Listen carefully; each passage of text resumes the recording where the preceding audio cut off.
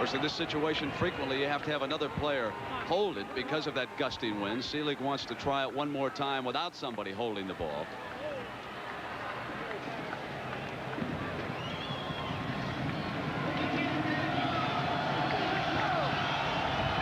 Steve Williams and Tyrone Taylor are set back deep for the Eagles. And fielded back in the end zone by Williams.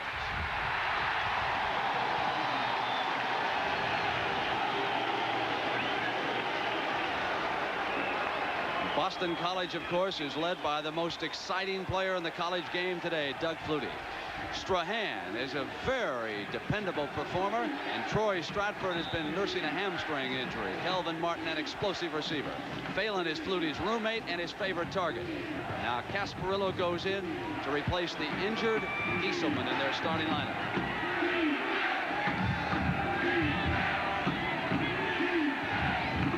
Flutie to put it up on first down. And he completes his first pass to the far side, and he hits Phelan. Now these are the men who will set up front. Sean Regent for the Eagles. He is alongside Mark Bardwell, and the coach's son, Jack Bicknell. He is the center on this team. Very dependable guard, and perhaps the toughest of their offensive linemen is Mark McDonald. He is an All-American candidate. It is 2nd and 5 for Flutie and the Eagles. They put Bell in motion. Dumps off to the side to him.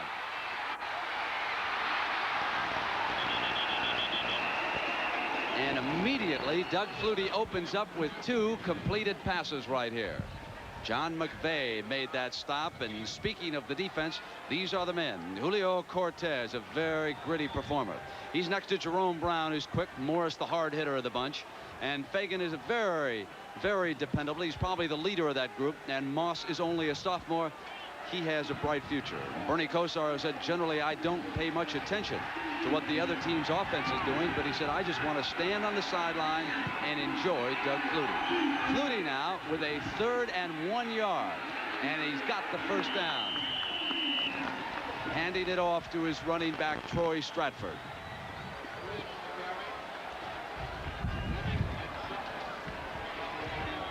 Now the rest of the defense, Bruce Fleming is at linebacker. McVeigh was in on one of the hits already this afternoon.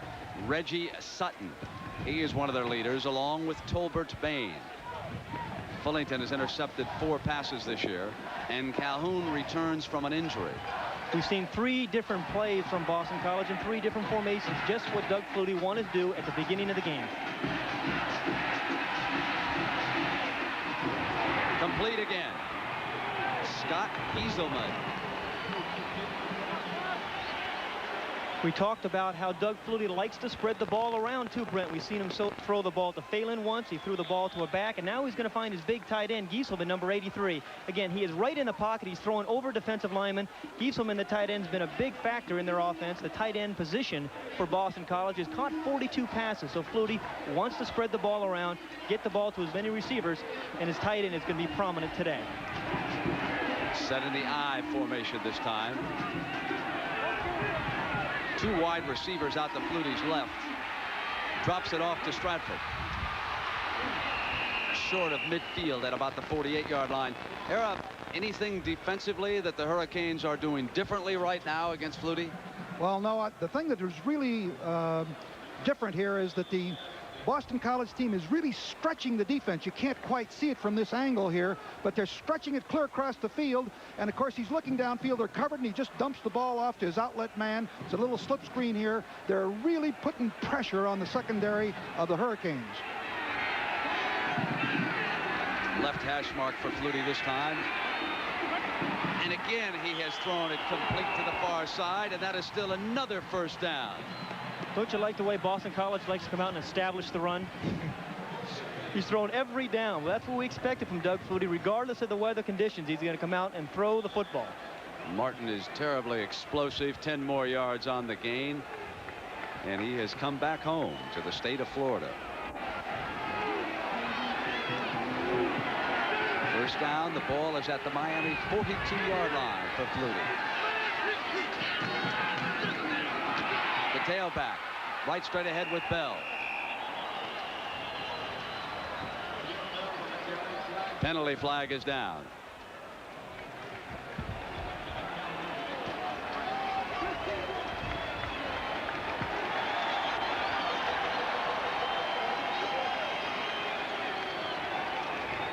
You see, this is good running on this particular play. As you watch, the defenders are in good position. This is their standard defense that they're going to use with their 3 deep. There's a great move put on right there. I can't see right from there who missed the tackle in there. Nothing wrong with the defense, just excellent running. But it was set up by the number of passes that Boston College set up before that. They threw 5 straight times before they ran the ball. And anytime a defense is concerned about a Doug Flutie and throwing, the run is going to be there, particularly draw type of plays and traps where the defense is a little bit soft.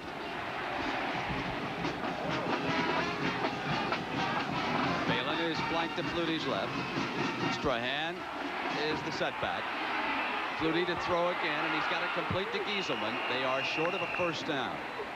Now to the 33, and again it is John McVay, the linebacker, who is in on the stop for the Hurricanes.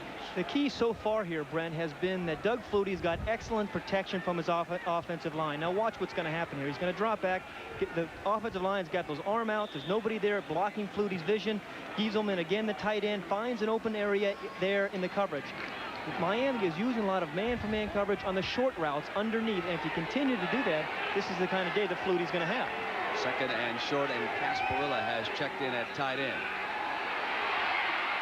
Flutie with Martin, touchdown, Boston College.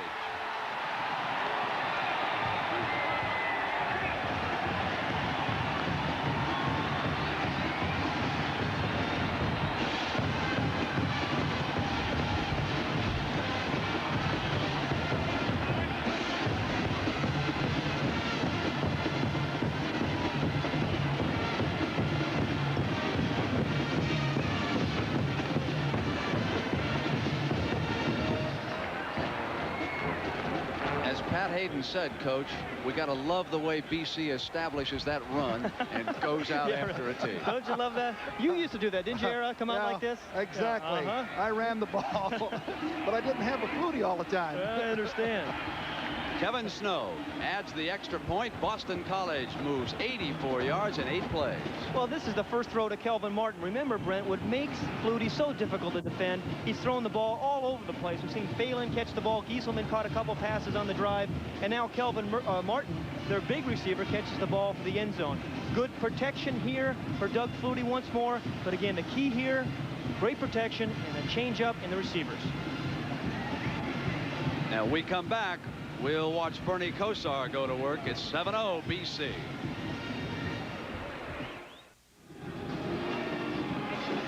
Back in the Orange Bowl, where the Eagles strike the first time they touch the ball. Now it's Kosar's serve coming up as Snow prepares to kick it off for BC. And one of the deep men for Miami is number 21. He's on your all-name team, J.C. Pennant. Oh. I don't make it up. There he is.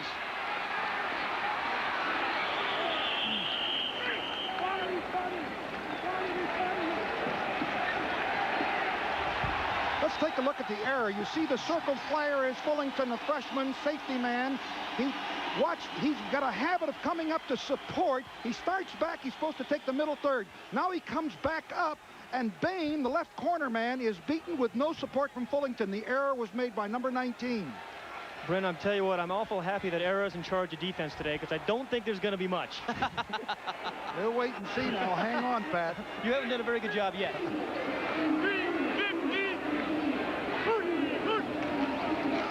Kosar to throw on first down. Incomplete.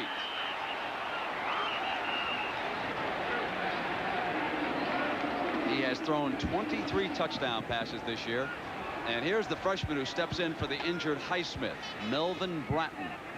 Very versatile runner is Darrell Oliver. And now the wide receivers, the strength of the offense along with the quarterback, Stanley Shakespeare. And Eddie Brown, a possible number 1 as far as the pros are concerned. And Willie Smith, who is a tight end, has caught 62 passes. Smith is set to Kosar's right. Here comes high, and then Oliver moves out of it. 2nd and 10. Incomplete. Beautiful defense on the play by Neil Eiton, number 43. This was an audible by Bernie Kosar here. He felt he could get Darrell Oliver down the middle. He's done this in the past. He had a couple big plays against Maryland 2 weeks ago in the same kind of audible. Darrell Oliver out of the backfield. He's got tremendous speed, but you're going to see number 43, Eiton, right there, who made a very good recovery because he was guarding Eddie Brown, but the ball was in the air a little bit too long. Allowed Eiton to come over and make a play. 3rd and 10.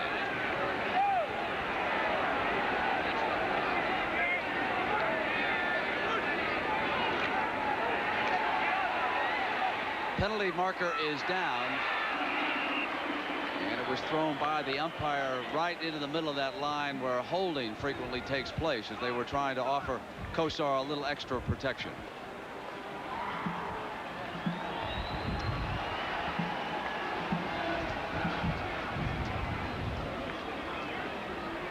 Now the rest of the Hurricane offense in the line, Paul Berticelli out of Miami. He works next to a 5th-year senior, Mike Moore. Now Sinclair, the center, must handle one of the best nose guards in football. That is Ruth of Boston College. Alvin Ward and Dave Heffernan on the other side. Heffernan, a very intelligent leader of that offensive line. And as a result of that holding, it will be 3rd and 20, and the ball will be marked down at the Miami 13-yard line. I mentioned at the top of the show, Brent, watch Bernie Kosar's eye. He's a very, very intelligent quarterback. Both of these are. But he audibilizes more than most quarterbacks in college football. 35% of the time. He's going to try to pick apart that defense.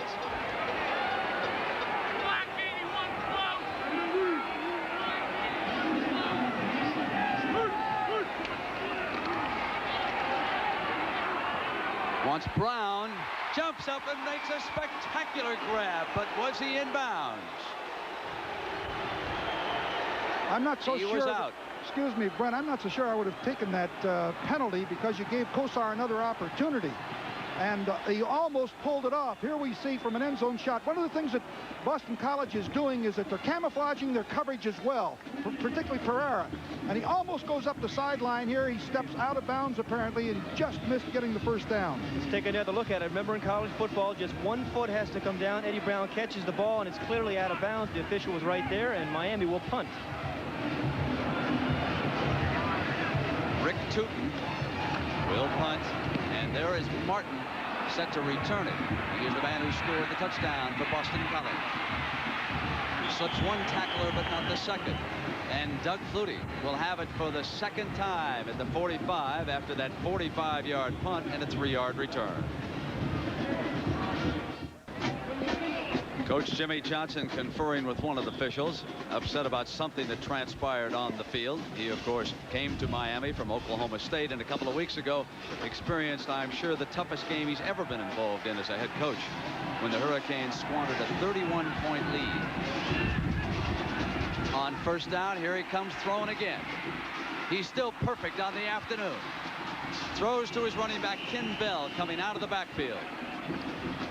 You can't double any of Boston College's receivers when they're spreading the wealth around. Again, here's Ken Bell who's going to catch his 2nd ball here today. Earlier, he caught a screen pass. This time, they're sending him down the field.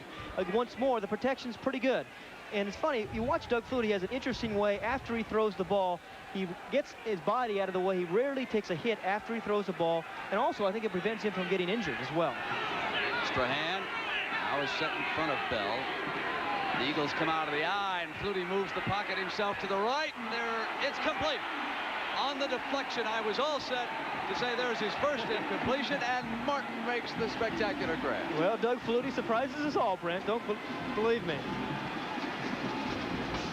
Doug Flutie makes you defend the entire football field. The first quarter, he's been dropping back. This time, it's a naked bootleg pass. He gets trying to get the ball to Kelvin Martin that is tipped, but Martin has the instincts and the ability to make an adjustment and come up with a big catch. The point being, Flutie makes you defend the entire 53 yards of width. His younger brother, Darren Flutie, is now flanked to the left at the bottom of your screen.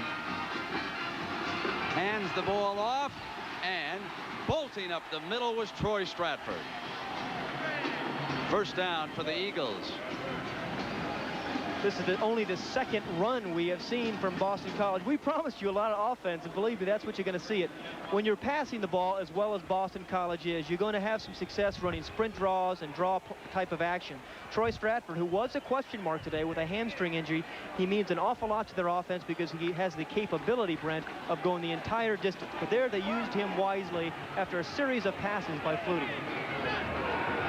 1st and 10. The ball is at Miami's 20.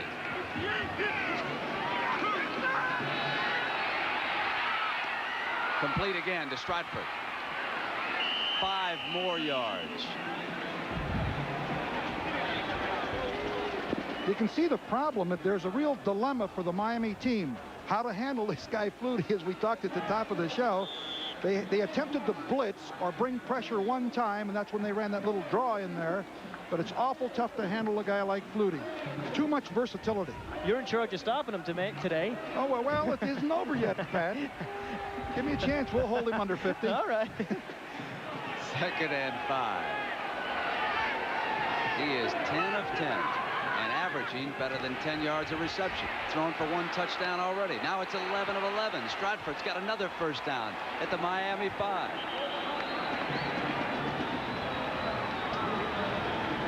I think one of the, as Pat pointed out, Brent, the protection has been superb for Flutie. And here he is, 11 for 11. How do you like that? You can't even do that in practice. I know Hayden couldn't.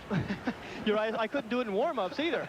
But the interesting thing is Miami has chosen just to rush 3 and drop 8, Arrow. Maybe they're going to have to try to put some pressure on him. Ken Bell is the tailback. Casparilla in motion. This is Bell sweeping to the left. Going for the corner and the second BC touchdown.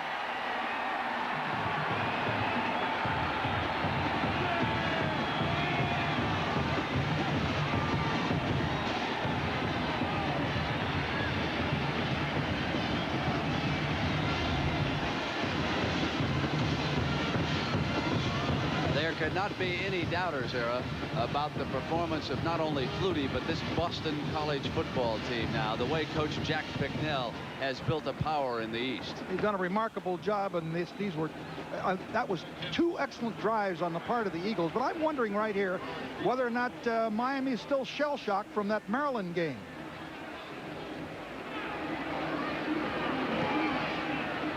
Kevin Snow adds his 2nd extra point. It's 14-0.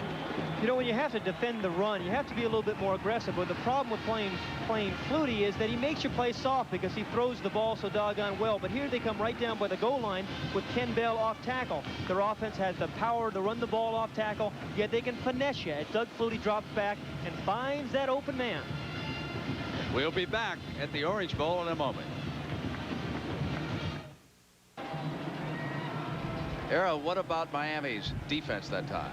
Well, as you'll see here, number 1, the circled player is the contain man. They get outside the contain. One of the things when you're playing football, you've got to squeeze everything back to the inside. He gets blocked clear there, as you see, has no chance, and he gets outside the leverage. But two beautifully executed drives by the Eagles. Unbelievable. Time left in the first quarter here in the Orange Bowl. Flutie has handled the ball twice and has scored both times, and Miami does not have a yard of offense yet here in the opening quarter. J.C. Penney and Darrell Oliver are set deep for Snow.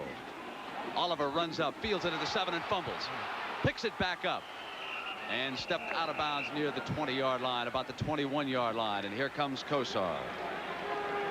And a big day tomorrow. I want to remind everybody that the road to Lexington starts on CBS with the Louisville Cardinals taking on Indiana Hoosiers, coached by Bobby Knight. And of course, at halftime, we'll get an update from Frank Lieber. And the 2 fellows with me in the booth know a little bit about this rivalry. The Fighting Irish against the Trojans. That's going to be a good one, too. Coming after you, Hayden. Again and again, huh? It's been a long time, but we're coming after you. I understand. Here's Kosar. First down for Miami. He hands off to Bratton, and no daylight. Met right there. Mike Ruth was one of the defenders, number 68. And if you get an opportunity, watch the big nose guard from Boston College. He's one of the finest nose guards in the country. He wants to become a priest, but he said he may have to slow that up for a time while he plays a little professional football. Benches something like 550 pounds. I hate to arm wrestle him. You see the size of his arms? Who could you arm wrestle, Hayden? Oliver to the 25-yard line, where it'll be 3rd and 7 for Kosar. Well, Miami wants to obviously keep the ball out of Doug Flutie's hands. One way of doing that, of course, is by controlling the ball, controlling the clock. But really, Brent, that is not Miami's personality. They are a throwing football team. We've seen them try to run the ball here twice in a row. They've only picked up 3 yards. That's exactly right, Pat. They've got to keep the ball away from that explosive Boston College offense. They're dynamite. Brown is to Kosar's left. And there was movement in that offensive line. Now Boston College is complaining bitterly because they don't think, yeah, there it is. Well, this is one thing. Miami's been penalized 84 times coming in to today's game. Now, if my mathematics is correct, that's almost 8 times a game. It's an awful lot to overcome, particularly when you're down by 14 points. Procedure, lineman moving against Miami. We're going to play 3rd down. Paul Schmidt, our referee, with the call. 3rd and 11 for Kosar. And Eddie Brown, the dangerous one, is set out to Kosar's left. They double the 2 men on the outside. Complete to Brown. At the 45, midfield. And steps out of bounds at the 42. He's so dangerous after he catches the ball, and that was a 37-yard gain. Boston College deployed into a jam position. You see the wideouts are trying to double up on him, but Kosar got an awful lot of time to throw the football. Brown gets into the seam, the deep seam. Look at the hole in here. Kosar has enough time. Great catch by Brown.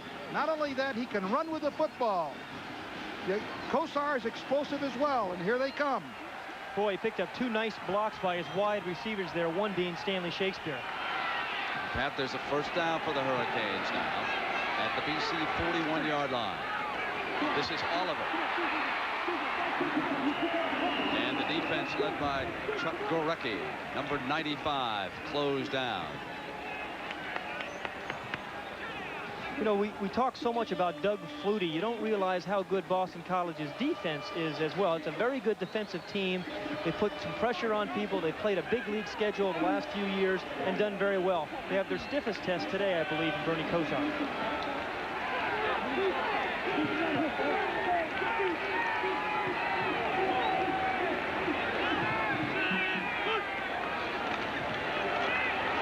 Deep drop.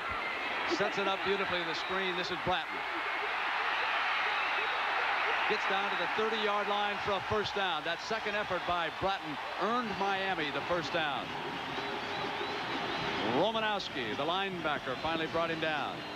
Football is very much a game of momentum. Boston College had it, but Miami now is trying to get it back. And one way of doing it is throwing some short, safe passes. They felt that Melvin Bratton is a very good receiver. They want to get him the ball out of the backfield, both on screen passes like this, as well as downfield. But the momentum here is now in Miami's favor.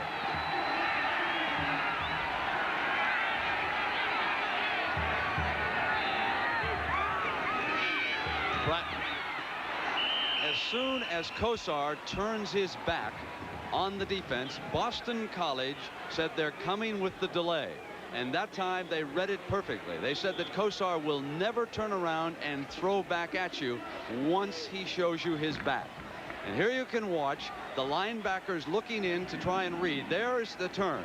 And that's when they're taught to close in. Ruth quickly moving over to cut off that seam, and the linebacker pressing in from the right-hand side. Good defensive team.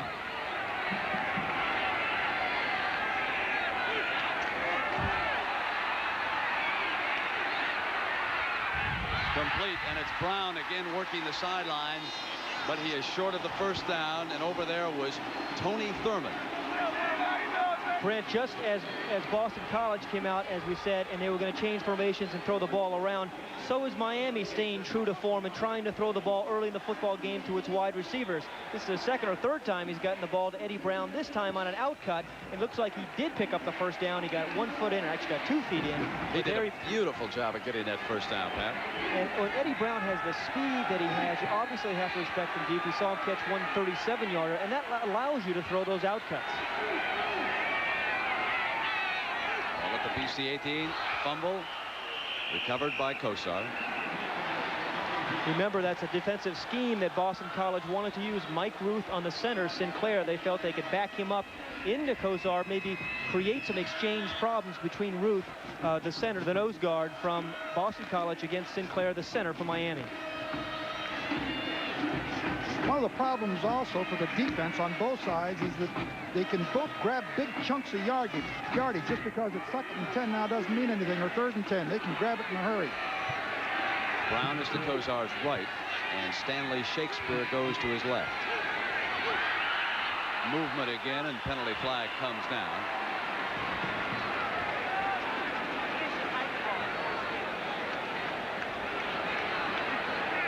Like the right guard moved. Right guard or right tackle of the Hurricanes. Well, you're right, and this, as we mentioned earlier, Coach Bersigian, Miami's had a problem with this all year long. Came in with 84 penalties. Officials are saying The defense was threatened and the offense came up. No flag. that's fair. It's Thanksgiving weekend, yeah, right? Offsetting penalties, I guess. It's unusual in that situation, Coach. That's right. Change that rule so that the burden goes to the offense. Any kind of movement there. Jack McNeil is not sure that he understands it. I know I don't. 2nd and 11 for the Hurricanes. On the reverse, it's Eddie Brown, and he's got daylight. 15. Inside the 10. First down for the Hurricanes at the 6-yard line. Oh, he's explosive. A 13-yard end around. A very, very nice change of pace by Miami. We've seen some off-tackle runs. We've seen Bernie Kosar dropping back into the pocket. Now they get into scoring position, and they put some more pressure on you. They give it to Eddie Brown, the man with outstanding speed on the outside. Look at number 50, Mike Moore, out there in front of him. The interesting thing to me, Brent, was the Boston College team feels that they can run a lot of reverses against Miami's defense, but they turned the tables here.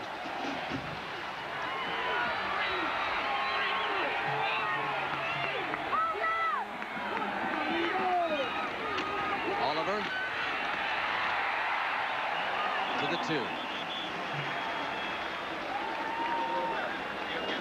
You know, this is not Miami's strong suit, the running game. As a matter of fact, they're only averaging 121 yards a game compared to 307 passing. They can get the big chunks of yardage, but down here they'll probably try to pound it in here. But they may miss Alonzo Highsmith, who was injured in the Maryland game, and he was their big running back that got that short yardage. Let's see whether or not Bratton can get it. He is number 5. Here he comes. Over the top for the touchdown.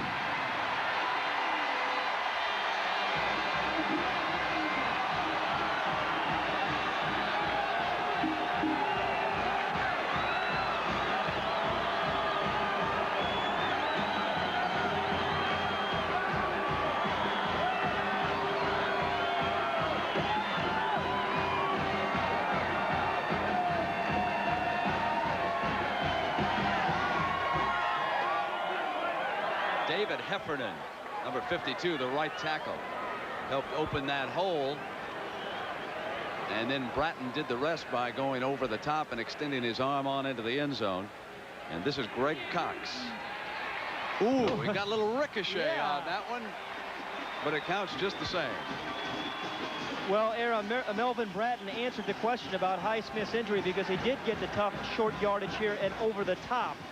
Pretty good penetration there by BC, but a tremendous leaping ability that allowed Bratton to break the plane of the goal line. But the BC defense really guessed correctly. Watch them shift to their left. They're expecting Bratton to go that way. You're going to see him shift, move back a little bit. But Bratton was too tough over the top. Very good offensive line surge. The result, touchdown. Flutie's turn coming up. To photograph the Earth's resources from the air, they say you need a camera that can see through clouds. Bad chance. Can't be done. But Goodyear said, let's try a new way. and developed a special kind of radar. Goodyear. Yeah, the Aerospace Group. Radar that not only sees through clouds, but gives you pictures as sharp as some cameras. Good thing we didn't listen to what they say. Goodyear. Those nuggets some hamburger places serve are actually processed chicken. Excuse me, but what was that in there? It's chicken. Chicken. Processed. Processed? That's like when they take a lot of chickens and assemble the respective parts. What parts? What parts? Different parts. Parts is parts. Wendy's chicken sandwich is pure boneless breast of chicken, moist and perfect and not processed. As I hear tell, all the parts are crammed into one big part. Used. Yeah, then the one big part is cut up into little pieces parts. And parts is parts. Pure boneless breast of chicken for Wendy's kind of people. Sunday, an NFL doubleheader featuring Philadelphia against St. Louis and San Francisco against New Orleans or other regional games Sunday on CBS Sports. Earl, what about the BC defense? Did they let down after going up by 2 touchdowns? No, not really. I think one must face the fact that these two teams, when they play, average about 900 yards in a contest. Right now, the first quarter isn't even over, and they're up to 227. They're just two great offensive teams. Seelig to kick it off for the Canes. Williams and Taylor are back deep for the Eagles.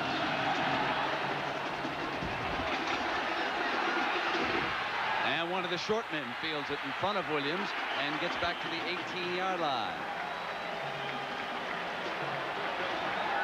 And a reminder that at the conclusion of the game, Pat and Aaron and I will select a Chevrolet most valuable player of the game from each of the teams. And Chevrolet donates a $1,000 scholarship to the general scholarship fund of both Miami and Boston College. And there is a penalty flag down.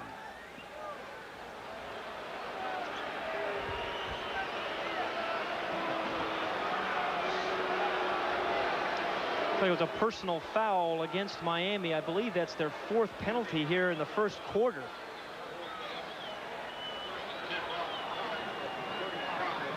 And as a result, Doug Flutie and BC will come up to the 35-yard line. Flutie is 11 of 11 in this first quarter. And he's already passed for 118 yards as he closes in on still another record. Fake to Stratford, moves to the left, repositions a receiver, and hits Gieselman. Era, what about Miami's defense that time? Well, as you'll see here, number one, the circled player is the contain man. They get outside the contain. One of the things when you're playing football, you've got to squeeze everything back to the inside. He gets blocked clear there, as you see, has no chance, and he gets outside the leverage.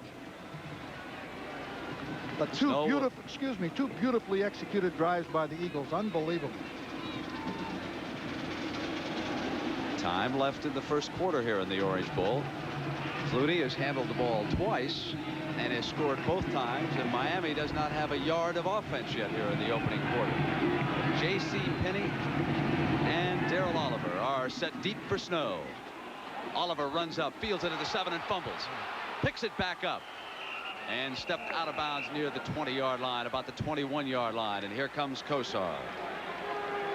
And a big day tomorrow. I want to remind everybody that the road to Lexington starts on CBS with the Louisville Cardinals taking on Indiana Hoosiers, coached by Bobby Knight. And, of course, at halftime, we'll get an update from Frank Lieber. And the two fellows with me in the booth know a little bit about this rivalry. The Fighting Irish against the Trojans. That's going to be a good one, too. Coming after you, Hayden. Again and again, huh? It's been a long time, but we're coming after you. I understand. Here's Kosar. First down for Miami. He hands off to Bratton, and no daylight. Met right there. Mike Ruth was one of the defenders, number 68. And if you get an opportunity, watch the big nose guard from Boston College. He's one of the finest nose guards in the country. He wants to become a priest, but he said he may have to slow that up for a time while he plays a little professional football. Benches something like 550 pounds. I hate to arm wrestle him. You see the size of his arms? Who could you arm wrestle, Hayden? Oliver 25-yard line, where it'll be 3rd and 7 for Kosar. Well, Miami wants to obviously keep the ball out of Doug Flutie's hands. One way of doing that, of course, is by controlling the ball, controlling the clock. But really, Brent, that is not Miami's personality. They are a throwing football team. We've seen them try to run the ball here twice in a row. They've only picked up 3 yards. That's exactly right, Pat. They've got to keep the ball away from that explosive Boston College offense. They're dynamite. Brown is to Kosar's left. And there was movement in that offensive line. Now Boston College is complaining bitterly because they don't think, yeah, there it is. Well, this is one thing. Miami's been penalized 84 times coming in to today's game. Now, if my mathematics is correct, that's almost 8 times a game. It's an awful lot to overcome, particularly when you're down by 14 points. Procedure, lineman moving. Against Miami, we're going to play 3rd down.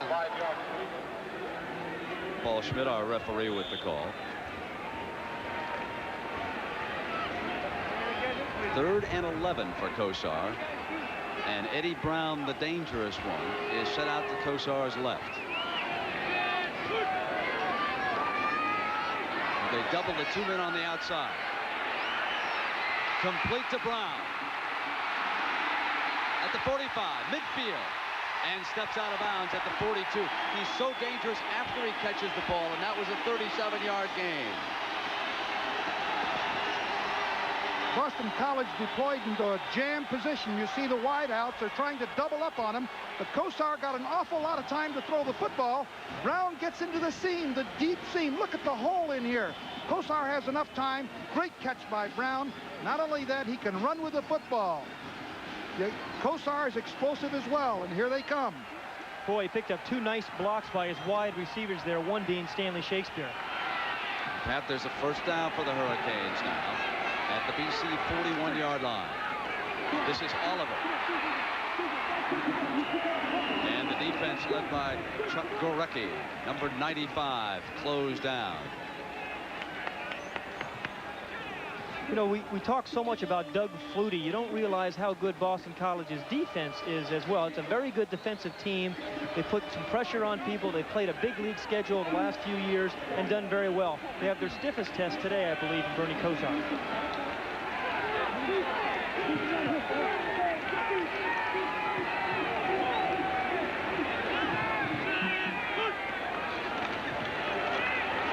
Deep drop.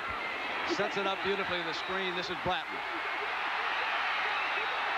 Gets down to the 30-yard line for a 1st down. That second effort by Bratton earned Miami the 1st down.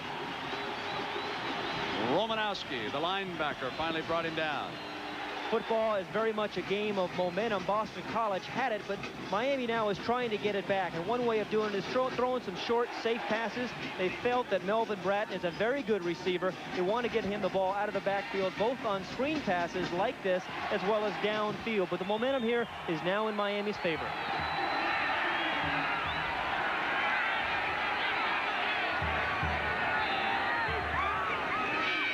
Bratton.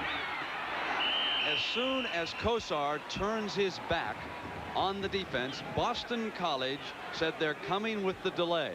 And that time they read it perfectly. They said that Kosar will never turn around and throw back at you once he shows you his back. And here you can watch the linebackers looking in to try and read. There's the turn. And that's when they're taught to close in. Ruth quickly moving over to cut off that seam, and the linebacker pressing in from the right-hand side. Good defensive key.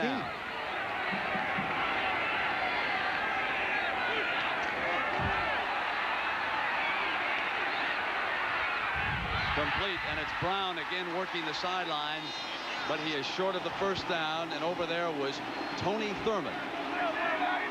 Brent, just as Boston College came out, as we said, and they were going to change formations and throw the ball around, so is Miami staying true to form and trying to throw the ball early in the football game to its wide receivers. This is the 2nd or 3rd time he's gotten the ball to Eddie Brown, this time on an outcut. It looks like he did pick up the 1st down. He got 1 foot in, or actually got 2 feet in. He did a beautiful job of getting that 1st down, Pat. And when Eddie Brown has the speed that he has, you obviously have to respect him deep. We saw him catch 137-yarder, and that allows you to throw those outcuts. At the BC 18, fumble, recovered by Kosar. Remember, that's a defensive scheme that Boston College wanted to use. Mike Ruth on the center, Sinclair. They felt they could back him up into Kozar, maybe create some exchange problems between Ruth, the center, the nose guard from Boston College, against Sinclair, the center for Miami.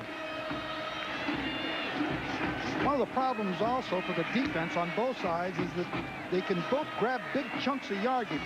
Just because it's 2nd and 10 now doesn't mean anything, or 3rd and 10. They can grab it in a hurry. Brown is to Kozar's right, and Stanley Shakespeare goes to his left. Movement again, and penalty flag comes down.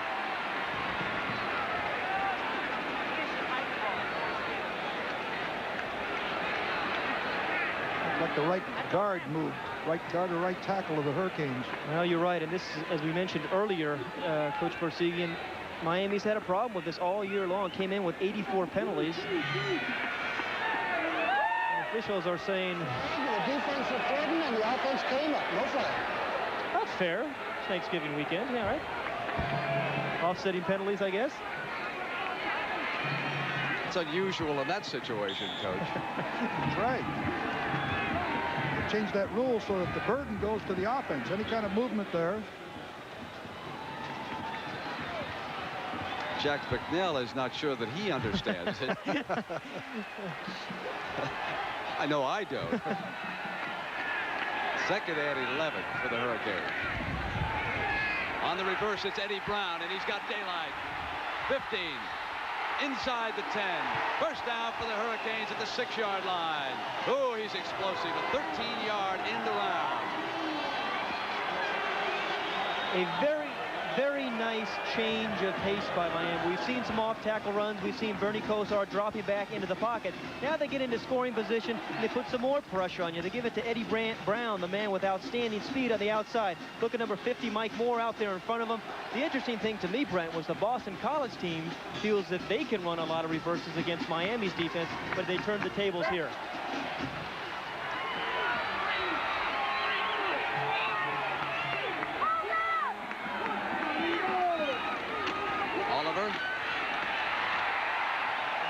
To the 2. You know, this is not Miami's strong suit, the running game. As a matter of fact, they're only averaging 121 yards a game compared to 307 passing. They can get the big chunks of yardage, but down here they'll probably try to pound it in here. But they may miss Alonzo Highsmith, who was injured in the Maryland game, and he was their big running back that got that short yardage. Let's see whether or not Bratton can get it.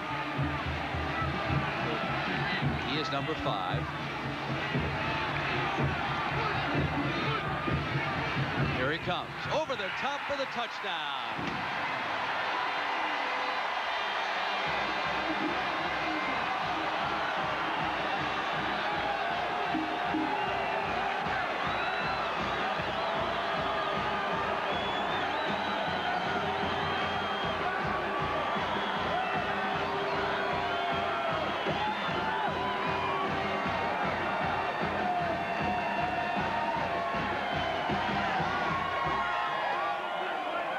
David Heffernan, number 52, the right tackle, helped open that hole.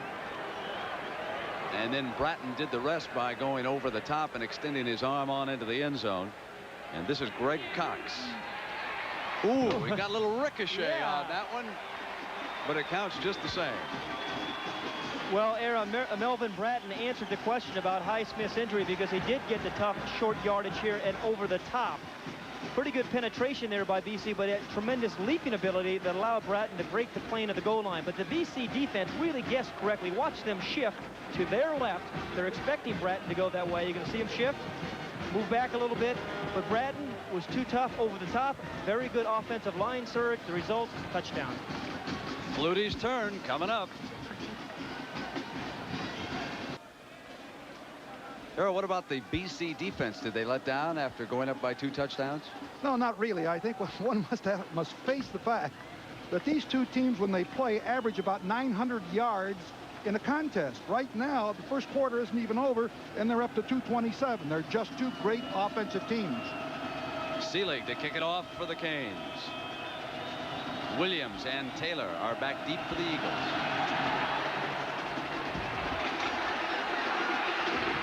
And one of the short men fields it in front of Williams and gets back to the 18-yard line.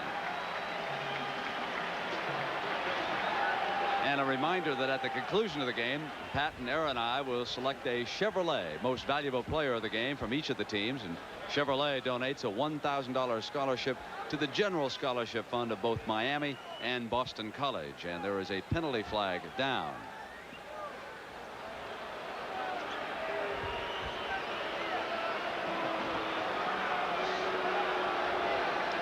It was a personal foul against Miami. I believe that's their 4th penalty here in the first quarter.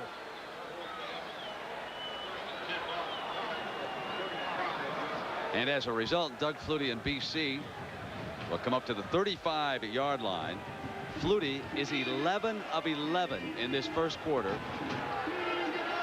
And he's already passed for 118 yards as he closes in on still another record. Fake to Stratford, moves to the left, repositions a receiver, and hits Gieselman. Out of bounds, no completion.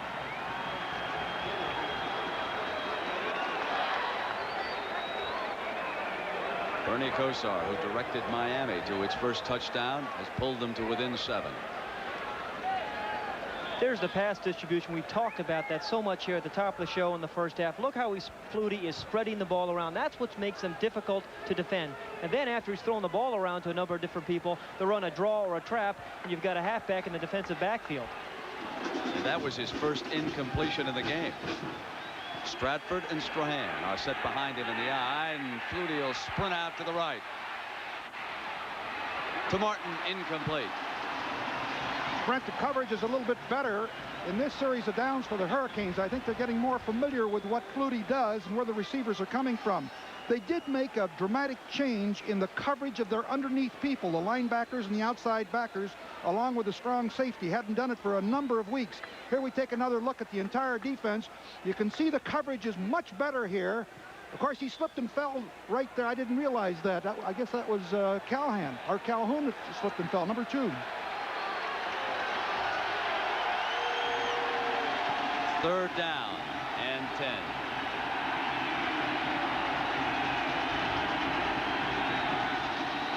His brother Darren Flutie was the motion man on the right-hand side. Incomplete. And for the first time this afternoon, Doug Flutie is stopped. Daniel Stubbs was the defensive back. I told you my defense would come through. You're finally getting it going, aren't you, Coach? Hang it in there.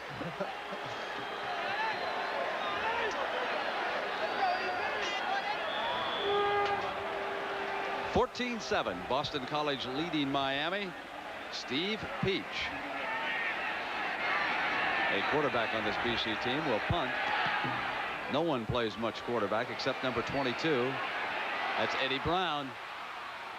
Steps out of bounds there at the 30-yard line. Well, he is quick, and you can just tell that when every time he gets the ball in his hands, that he's good on the dance floor. He reminds me of my own youth. Here are the bowl games coming up on CBS. The Sun Bowl on December 22nd. That'll come your way at 3 p.m. Eastern Time. And then the Peach Bowl on December 31st at 3 p.m. And, of course, the big one, the Cotton Bowl, which will bring you Boston College against probably Texas. But they still have to beat Baylor and Texas A&M. Now it's Bernie Kosar and Miami going back to work, trailing BC 14-7. He'll throw on first down. Time. Brown down to the 48-yard line, covered by Todd Russell. But if you give him that much time, Brown will pull away. All right. Just too much time. Absolutely too much time. Boston College cannot stay with Brown that long. This is Bernie Kosar's version of his scramble. We've seen Doug Flutie scramble around a little bit, but he steps up into the pocket, buys himself a little bit more time, and you both said it. Eddie Brown is so quick that even though he had double coverage on him, he was allowed to find a dead spot, an open area. Kosar delivered the ball. They get off another play, and it's the delay with Bratton to the 47, and that will bring the first quarter to an end. It's 14-7 BC, and we'll return after this commercial break and a word from your local stations. When an alkaline battery... Sun has started to peek through just a bit here in Miami. This is the brightest it has been all day down here. It rained hard. And the lights have been used to help the players see down here. And of course, this is the scene of a Monday night game coming up between the Dolphins and the Jets. And they use PAT turf, and we'll see how it holds up the wear and tear after this game is over. This is a 2nd and 9. Miami trailing BC 14-7. Bernie Kosar dropping back to put it up again. Complete to Bratton. And he almost took away a first down when he dipped back, but I believe he picked it up. Here are the quarter stats. Look at the yards passing. We promised you an offensive show. They're going to continue to throw the football throughout the whole football game. Turnovers, even though bad weather conditions, they have not turned the ball over. A pretty even first quarter. I think also the important thing was that Flutie was able to drive his team for 2 scores into what wind we have, the swirling wind. He will have the wind with him in this second quarter. They're going to measure. And Bratton's inexperience showed in that sequence. He had the first down. Then he dipped back to try and pick up more yardage. And when he tried to get back, they cut him down just that short.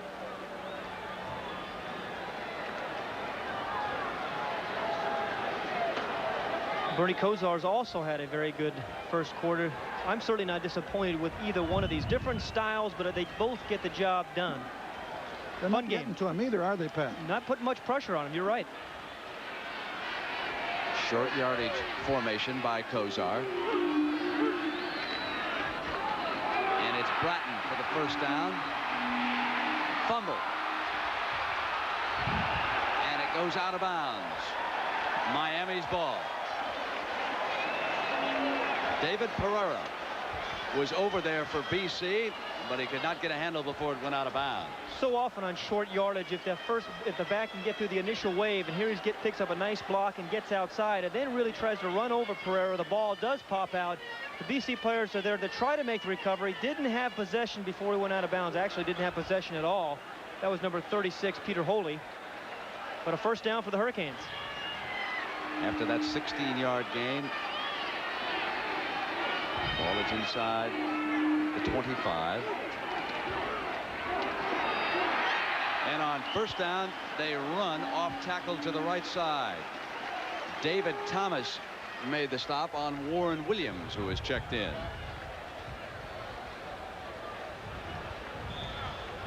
Surprised that Miami actually has run the ball a little bit better here in this last couple of drives, Era. Very effective against that defense. They were trying to blitz Kosar and anticipated a pass, and it was a good call. Williams. First down inside the 10. Again, it was Peter Holy. They're really making it tough on the defense because Kosar is mixing it up. They've been principally a passing team. They're deployed to come in and put a heavy rush on Kosar. Look at the blocking. Look at the hole. They're making it very difficult on the Eagles. They're making it tough on me defensively. And the other thing they're doing is they're keeping Doug Flutie on the bench.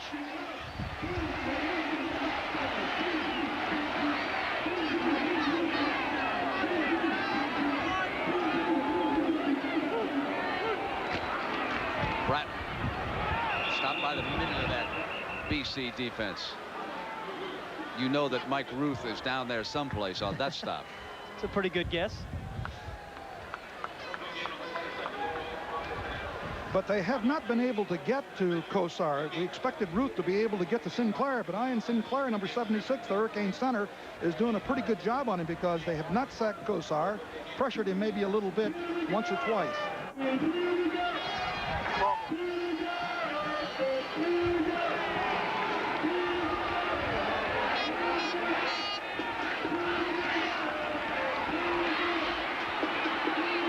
As open as Smith, the tight end, and he drills him for the touchdown.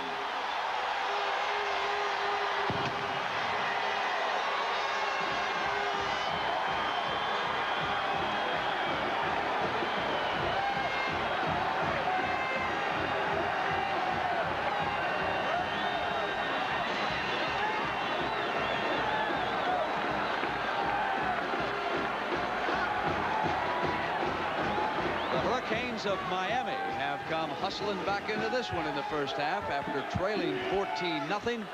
They have quickly scored 2 touchdowns, and now Greg Cox adds the extra point, and we are tied at 14.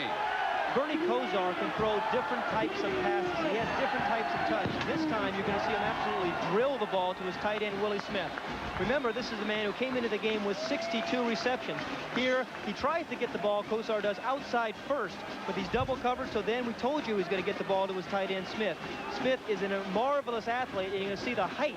He's 6'2", but he jumps up and makes a terrific catch. He's got very large hands. That's the difference. We may score 150 points here before we're done. Last guy who has the ball, right?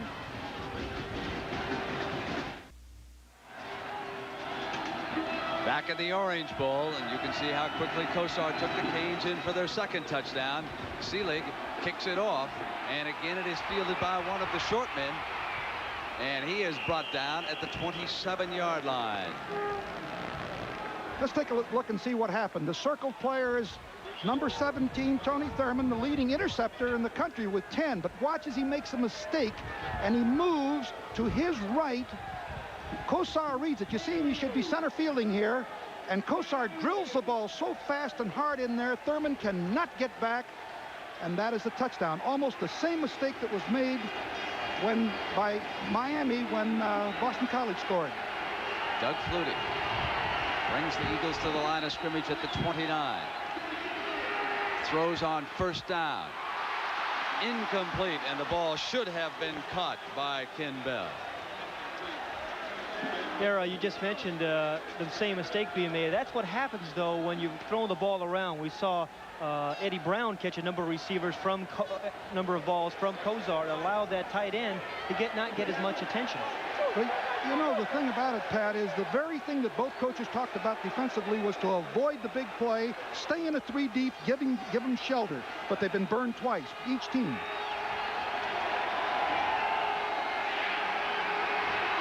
Whoops. Comes back to the other side. Complete. And that time it went to his running back Bell, and he held on. Reggie Sutton was the corner, but not until Bell had picked up 17 yards and a first down for the Eagles. When you watch Doug Flutie play the game of football, you always have a smile on your face because he's always going to do something like this. Here, you can't, this is just athletic ability. The impromptu play, it's very difficult to defend. You're going to have some defensive breakdowns. He has a marvelous knack of finding open receivers. The outside linebacker, Cortez, did not contain. He dropped back into coverage, and, of course, that gave Flutie that opportunity. They run on first down. Stratford up the middle, and that is only the second time in this game that BC has gone to the run on first down.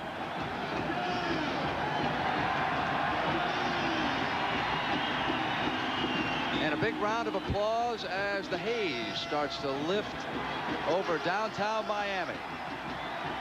Someone upstairs wants to get a better view of these two guys as they move up and down the field here. You're right. Look at the all-time passers as they entered today. Of course, Flutie on top now has that chance of going over the 10,000-yard mark. It's pretty good company. 2nd and 1. Stratford banging for another first down. It's amazing what head coaches at Notre Dame can do. The weather, I mean, it's just remarkable to me. Well, I want Look at that sun off of those golden helmets down there. Doesn't he love it?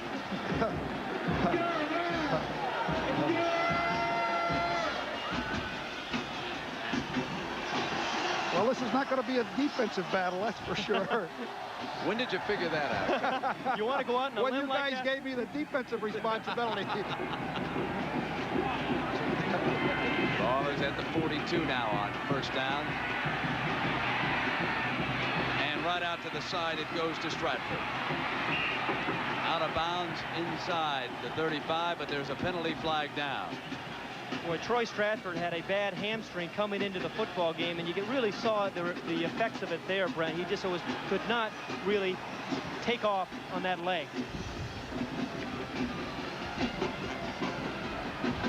Again, let's take a look at Troy Stratford. He has not practiced all week because it was so cold up in Boston. Now watch, he just can't really, you can see him limping there a little bit. He's trying to get out of bounds. Whap, he takes a hit, pushes him out of bounds. Dallas Cameron knocked him out.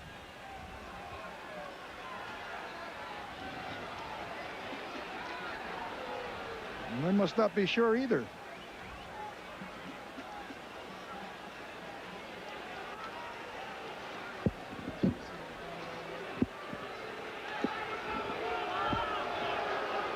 That's the gentlemen who are huddling down there trying to get this infraction straightened out.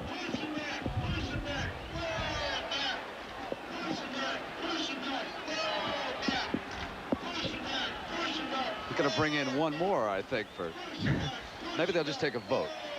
That's the Democratic way of doing it. Now here we come. We're going to get it. We got a consensus, I think. No flag.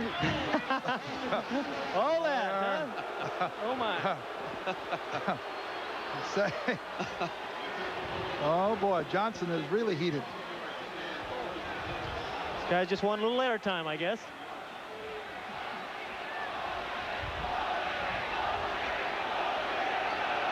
So it's a first down for BC and Doug Flutie. The ball is at the Miami 30-yard line as they pick up 10 yards on that last play. Ken Bell replaces Stratford. He's the tailback.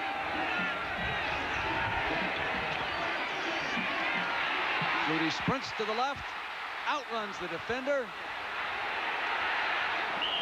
and picks up 7 or 8 yards. Kevin Fagan was moving in on Flutie, and he just accelerated around him and got out of bounds. Shades of Francis Tarkenton on that one. Oh, you're right. But you have to play a very disciplined defense when you play Doug Flutie, because he can do that. How many times have we seen Doug Flutie run that naked bootleg play where he fakes to a tailback or on a sweep and then gets outside containment and makes all sorts of good things happen. Barry Gallup, he's the offensive coordinator for BC. Very close, the man who recruited Doug Flutie. Stratford is back at tailback. Throws a beautiful block to give Flutie some throwing time, incomplete and almost intercepted. And Kenny Calhoun was the defender for the Canes.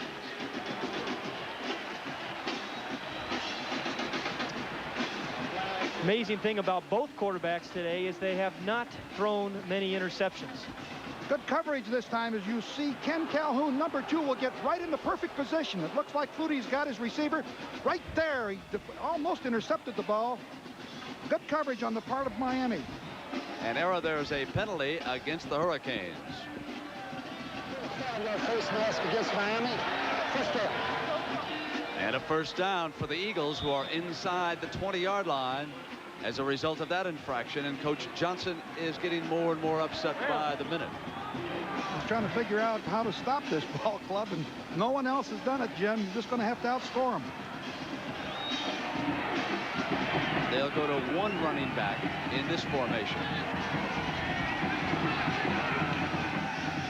Strahan off the left side on the slant to the 15-yard line. Bruce Fleming, linebacker for the Canes, was one of those who applied the hit. It'll be second down for Flutie. The ball resting on the 15-yard line.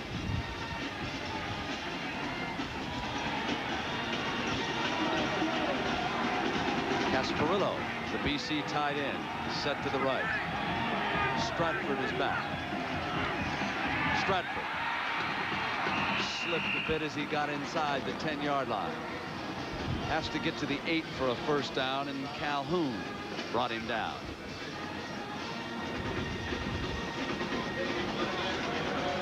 It'll be a short yardage formation sent in now by Coach Jack Bicknell and the Eagles.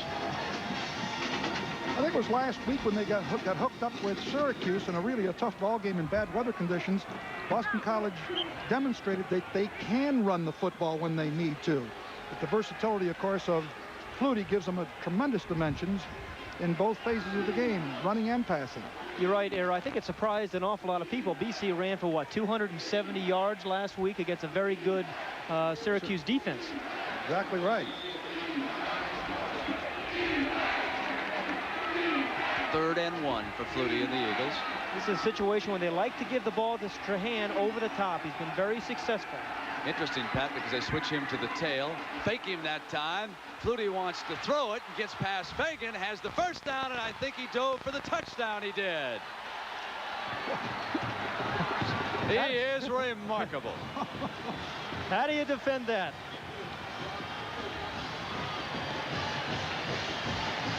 You know, Pat, forget whether or not he can ever play in the NFL. You and I were talking about that this morning. He is a great college football. All the talk is about whether he can play professional football. That's not the point.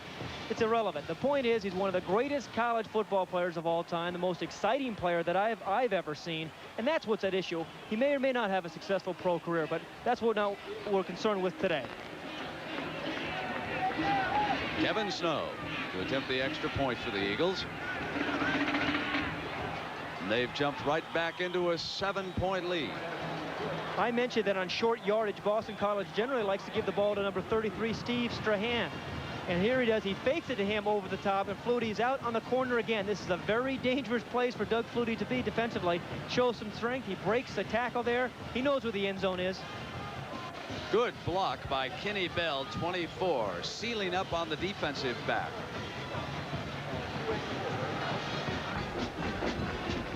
Back at the Orange Bowl in Miami, where the Boston College Eagles have just come back and regained the lead on the Hurricanes of Miami.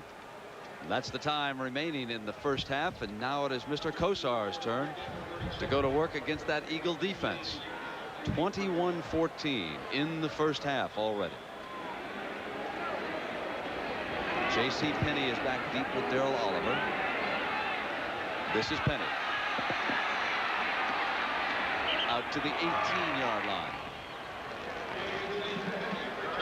You know, from a coaching perspective, I think that I would have wanted Flutie to throw the ball to Ken Bell, number 24. You see how open he is right there? Right there is Flutie, number 22.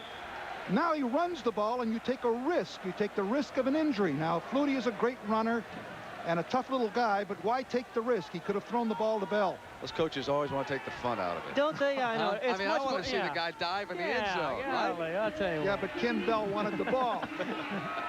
Kosar's turn for the Hurricanes. First down. Off the fake to Williams. He draws time. And he has got Stanley Shakespeare all alone.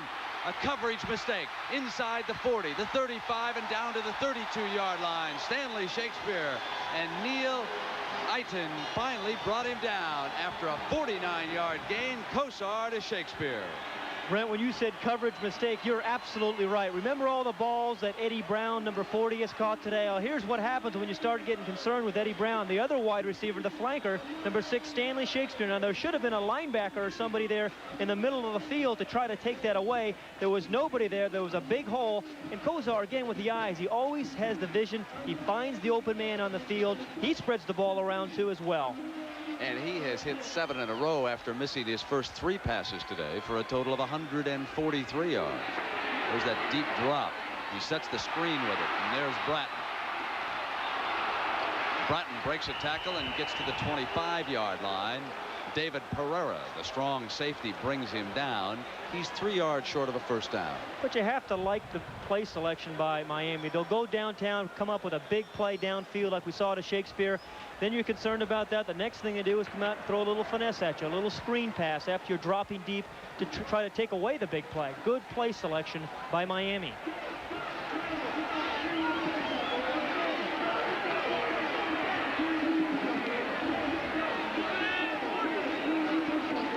Bratton on the sweep to the right for the first down, steps inside the 15 and then takes on a defender inside the 10, and Bill Thompson finally brings him down. 17-yard run by Bratton, and now the Canes are knocking on the door again. The last team to handle the ball may win this. And speaking of handling the ball, it's the season premiere of NCAA basketball on CBS tomorrow. It's a good one.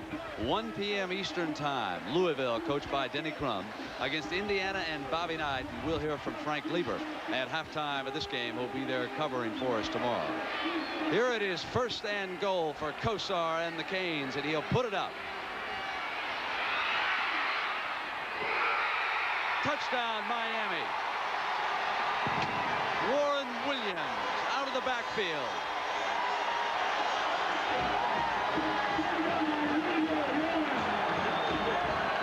I want to tell you, that is one fantastic catch and throw. I thought I had an interception. It was very close. What a job Kosar did there. Got that ball in there. I don't know how he got it there.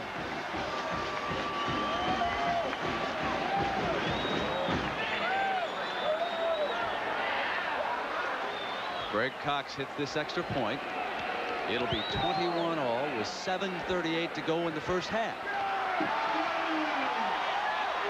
And that's what it is. Boston College's defensive game plan was to drop back and play coverage. And here you're going to see what happens. You're going to give Bernie Kosar a little bit too much time. They have a 4-man rush there, but they can't get to Kosar. He's looking for receivers. He buys himself a little bit more time and really throws off balance and still was able to get enough on the ball. And a beautiful catch by number 24, Warren Williams, out of the backfield. This drive saw a lot of different type of plays. A big pass play to Stanley Shakespeare, a screen pass, and now the big catch by Williams.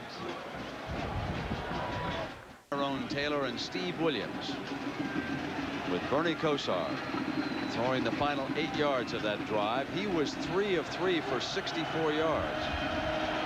So he passed for 64 of the 81 yards. And now it's about to be Flutie's turn again. This one bounds out of the end zone. It'll come out on the 20-yard line. Brent, this touchdown is an almost. As you watch Chuck Gorecki come from the right side of the screen, almost gets to Kosar. Watch him come right here. He has plenty of time right there. And almost now Todd Russell almost knocks the ball down, but it was too well executed on the part of the offense. Defense wasn't that bad. A lot of almost on his defense. Well, I'd say that'll get you beat, won't it? A lot of almost.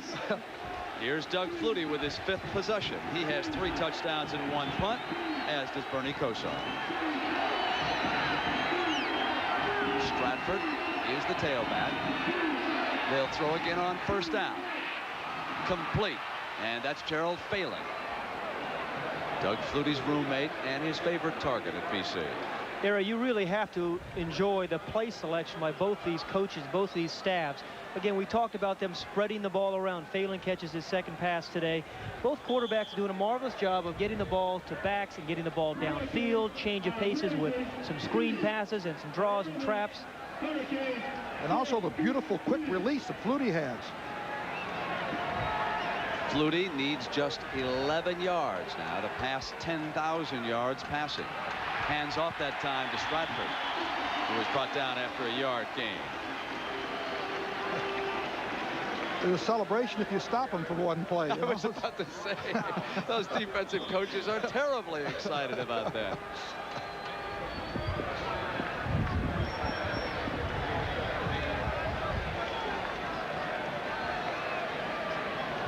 Steve Williams checks in at tailback, and they right away flank him out to the left. Strahan, the lone running back behind Flutie on this 2nd down. Complete to Martin. A beautiful catch at the 49-yard line. And that gives Flutie 10,008 yards passing, the first college quarterback to throw for more than 10,000 yards in his career. The coverage is not that bad, as you can see here, but Flutie just drills that ball. It's a great catch, but the defense is not that bad. It's good offense. They'll favor the pass on first down, and this time they'll go to the run with Troy Stratford. Well, I'll tell you what, not only have we seen great quarterbacking here in this first half, but we've seen some remarkable catches there. We just saw one by Martin.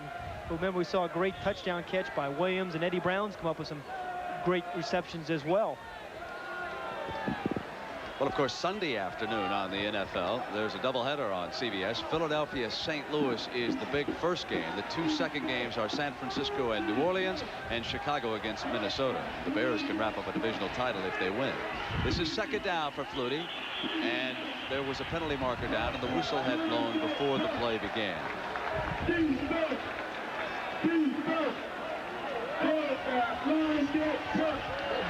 Illegal procedure.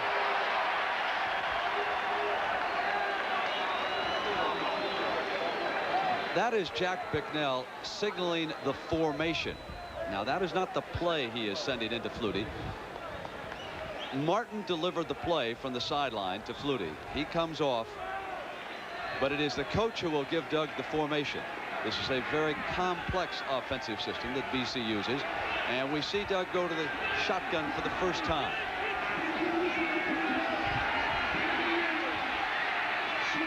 Martin Fumble. Miami's ball.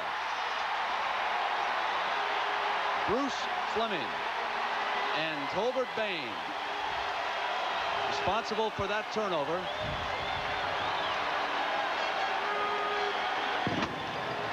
This is what Miami was hoping for. Try to force Boston College to throw the ball underneath in front of the coverage, come up and be able to rally around the football, cause a couple of fumble recoveries or perhaps interceptions. But watch how Flutie's allowed to step up in the pocket and drill the ball right on the numbers to Martin. And then he tries to secure the ball, but Bain, number 18, strips him of the ball, and there's Fullington to make the recovery. You can see here how wide open he is. There's a big hole right in here, and of course Flutie steps in, makes a great pass, but there is the kind of defense that you need. Good contact and a turnover.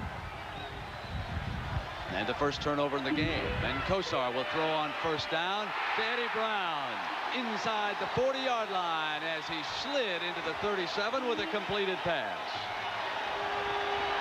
Bernie Kosar said, and we said at the top of the show, he wanted to get the ball to his outside receivers. He's done that here in the first half very effectively. Many times to Eddie Brown and, of course, to Shakespeare as well. This time, watch how he drills that football low and away. There's no way that ball is going to sail on him and get picked off. Eddie Brown, again, finds a dead spot right in front of the safeties. 24-yard gain, and Kosar has completed 10 straight.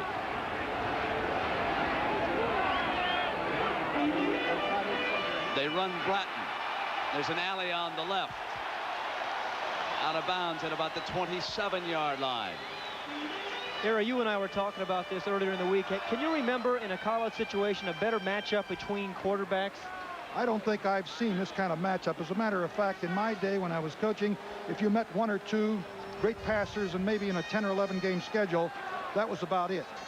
But today, these passers and receivers are so skilled, I think it's put undue pressure on the defense. You cannot stop these teams.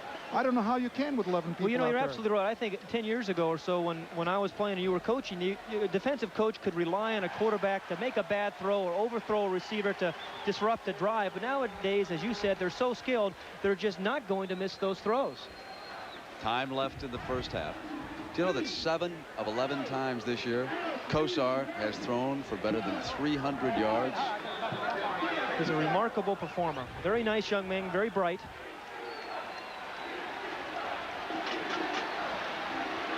He sends Bratton into a slot for the first time on this first down.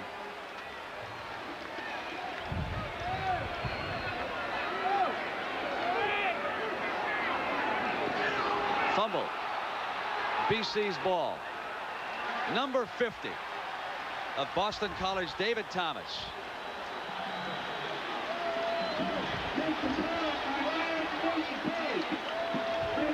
He turned the ball right back to Doug Flutie in Boston College. Just looked like an audible by Kosar. He was going to run the ball here, and Bosa, number 97, really stripped him of the ball. And there's number 50, David Thomas, to make the recovery. But both teams had turned the ball over to opposing quarterbacks. Tied at 21 here in the first half of the Orange Bowl. Jack Bicknell and the Eagles go back on the offense. 4:54 to go.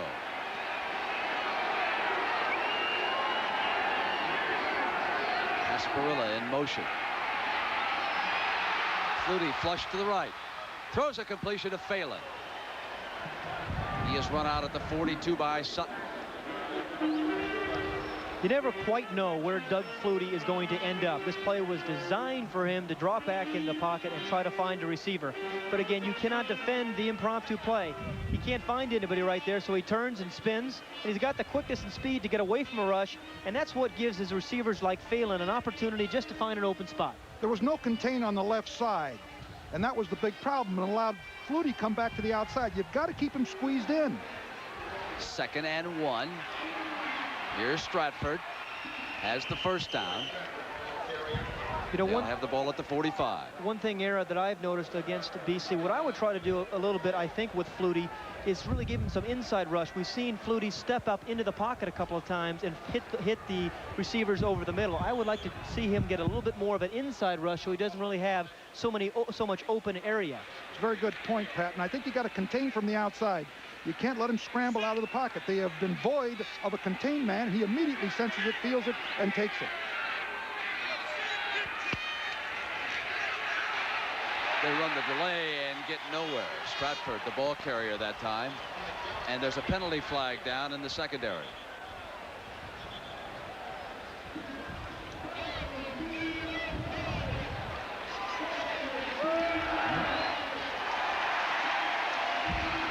You know, Era, talking to the BC coaches this week, they really felt offensively they could run a number of reverses against this Miami defense. You just led me to think of that, too, because they are void on one side. They're not containing.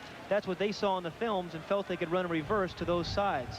And dropping those outside linebackers, and exactly, if they run a reverse to the side where that fellow's dropped off, look out, they can have big yardage.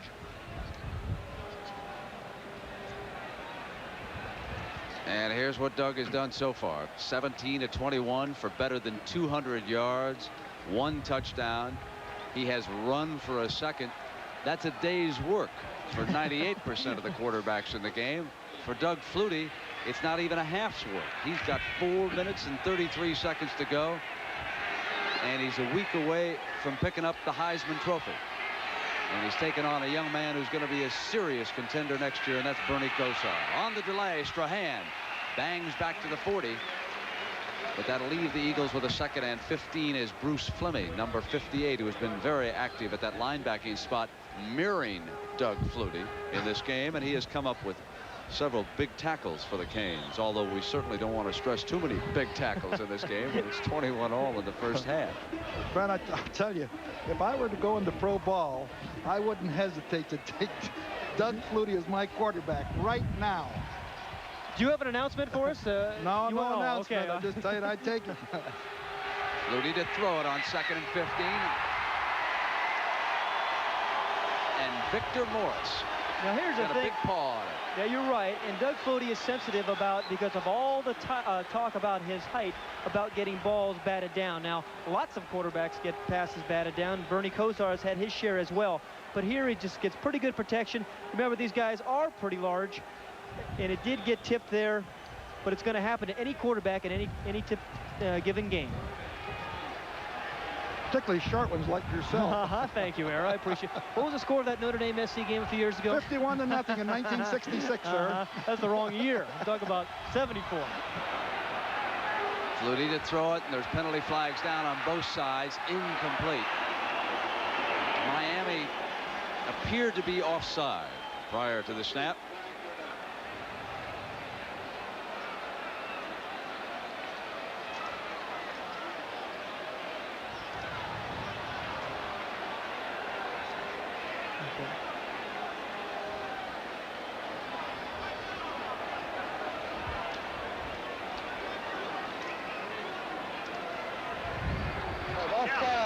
Against Miami, holding against Boston. There's the formation sent in by Jack Bicknell. See what the flapping wing indicates here. It means, yeah, throw a pass and get at least 15 yards, Doug. He came to BC from Maine, and he has done a remarkable job. Boy, is he fun to be around, too, isn't he? Super guy. Kind of a coach that you'd like your son to play for, I'll tell you that. It's the best compliment you can give anybody, I think. Balin in motion. Flutie flush to the left. He'll keep it. Diving for the first down. It's going to be very close over there. The intelligence of Doug Flutie, Pat, when he saw the yardage marker and where he had to go, Era. You see, the coverage is excellent, but this is what Flutie can do to you. Everybody drops back. They've got most of the receivers pretty well covered. They jump on a man for man. You can't see Flutie here. He sees it all. No contain again. Nobody squeezes him, and he takes the ball and runs with the football. He reacts perfectly to the circumstances as they occur. Good defensive coverage there by Miami, but you can't defend the impromptu play of Flutie. You know, Coach, you defend some interesting quarterbacks, George Myra and Roger Staubach, similar type guys to Flutie. What did you do against them? I think you got to bring guys hard from the outside, squeeze him in, and bring the people from the inside, Pat, to keep in his face if you possibly can. Drive him back. He gets outside. He's so dangerous. He can both run and throw on the run, and so accurately. Well, that's how close he came to picking up the full 15 yards for the first down. As he dove, of course, he fumbled the ball out of bounds on that far side. Looks like Boston College is going to go for it here. They are 6 of 7 this year on 4th down plays. Let's see how Miami deploys here, whether it'll come to a goal line defense or not. Strahan and Stratford are the running backs behind Doug.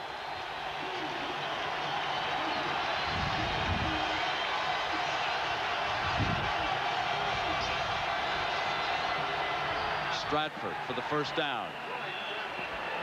3:20 on the clock.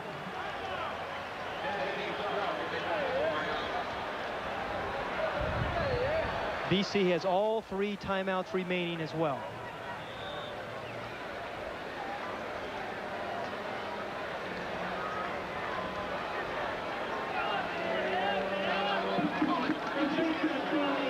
Dombrowski checks in as 1 wide receiver, along with Darren Flutie, who is Doug's younger brother. That's him at the bottom of the screen.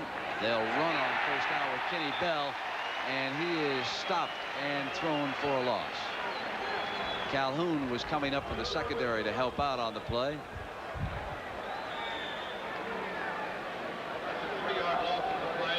Jones hit him first, and it'll be 2nd and 13.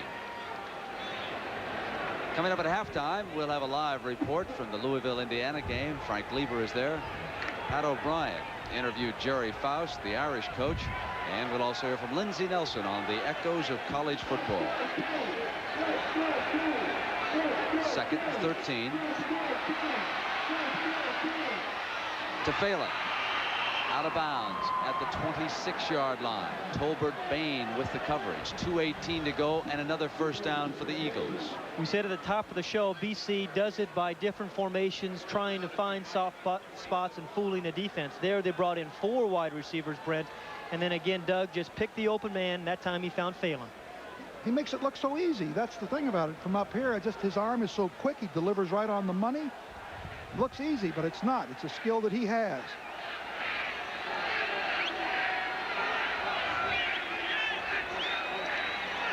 Throwing again on first down. Drops it off to Stratford.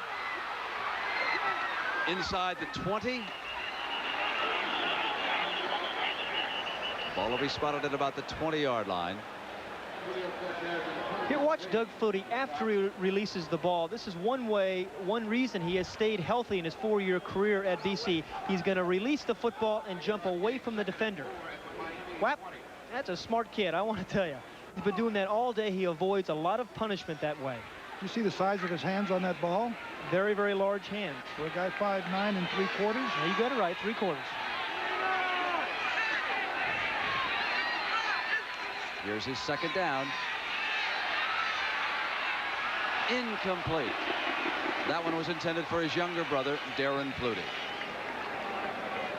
Doug Flutie's pass intended for Darren Flutie. Incomplete. 3rd down for the Eagles, and 1:29 left on the clock here in the first half. Well, they're keeping the officials pretty busy, too. With the way they stretch those defenses and all over the field. They're doing a good job.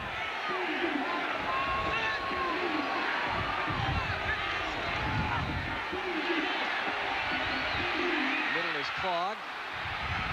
Comes to the right. Steps out of bounds at about the 10-yard line. Another first down. I want to tell you, if anyone is at home watching without a smile on their face when they're watching Doug Flutie, they ate too much bird yesterday, because this guy is an exciting player. Again, he can't find anything. He's just going to make something happen. And again, no containment from the outside. Era, you have made that point a number of times. He breaks containment, picks up yet another first down. You know, one of the directors of the Cotton Bowl, Jim Brock, is here, nickname a hoss. I think he's enjoying this performance by Doug Flutie. You'd like to see a lot more of it on January 1st, I think. He says, if I see Doug go down in a heap and get injured, I'm going to run out there and jump on the stretcher myself and take his place. I don't blame the hoss.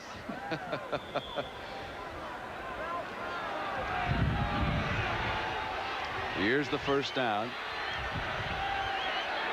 Flutie Wants Dombrowski back about a yard on the right-hand side. That's what he was motioning for. Deflected and almost intercepted. Incomplete pass. And that was Jerome Brown, number 98. Well, this is what you need, somebody to knock the ball down. Like, number 98 is 6'2", 255, a sophomore, has great speed. And that time he was able to deflect the ball. Let's take a look at the coverage. Here's another shot of it. Flutie comes back. He's directing traffic. He finally decides just to dump the ball off right there, and it's deflected, knocked down. Almost could have been intercepted right there. Here's second down from the 10. Strahan trying to get running room to the left side, battled to the 8-yard line. That's a player the Eagles can ill afford to lose because of an injury. They have been decimated at that fullback position this year. Right, Jim Brown, their backup fullback, has been hurt. Jim Turner's, their third fullback's a little bumped up too. So Strahan is very strategic in their game plan. An interesting call there on 2nd and 10, though, to run the draw play. I expected there to be a little bit more open, but when you're down in this part of the field, there's not as much room for the defense to drop back, so a draw play is a rather surprising call.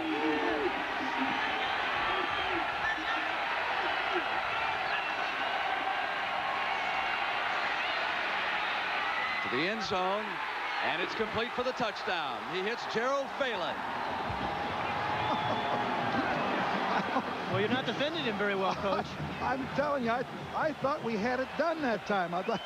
But he gets the ball there so rapidly, and also it was a great catch by Phelan. That ball was thrown low. Take a look at, again, Doug Flutie, a third down situation. He's come through his entire career. Again, he breaks containment. There's nobody there from the outside. The ball is really deflected there by number 58 Fleming, and that's why the ball was a little bit low for Phelan. And Tolbert Bain almost got there. A deflected pass by a linebacker results in a touchdown. Kevin Snow adds the extra point for BC. We've got 28 seconds to go in the first half. Doug Flutie is now 20 of 27 for 238 yards and 2 touchdowns. And here's one of those touchdowns right here, a play action fake. Again, he's get very good protection, and you're going to see we're smiling watching Doug Flutie, but he's pretty happy about things as well. We'll be back at the Orange Bowl with Boston College ahead 28-21. Can Bernie Kosar score in 28 seconds? Well, Brett, he did it against Florida. He had 36 seconds left in the game against Florida, put his team down and brought them down for a touchdown. So the answer is yes. Here's Snow's kickoff for the Eagles. Darrell Oliver, J.C. Penney are set deep.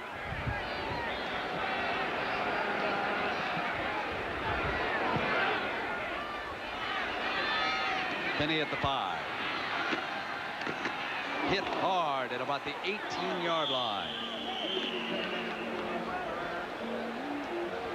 Watch here is number 20, Phelan. He's the end man on the line now. And number 18, Tolbert Bain, is singled on him. He puts a move on him, breaks to the inside. Tolbert can't quite get there because Flutie gets the ball there, and it's a great catch by Phelan. Tough to single up against these guys. That tackle on the kickoff was by tight end Peter Casparilla, who has been playing quite a bit here this afternoon because Gieselman has difficulty with an injured thumb, so they have been alternating. He delivered the lick. Now 23 seconds left for Kosar and all those talented wide receivers. Goes to Brown. Out of bounds at the 37-yard line.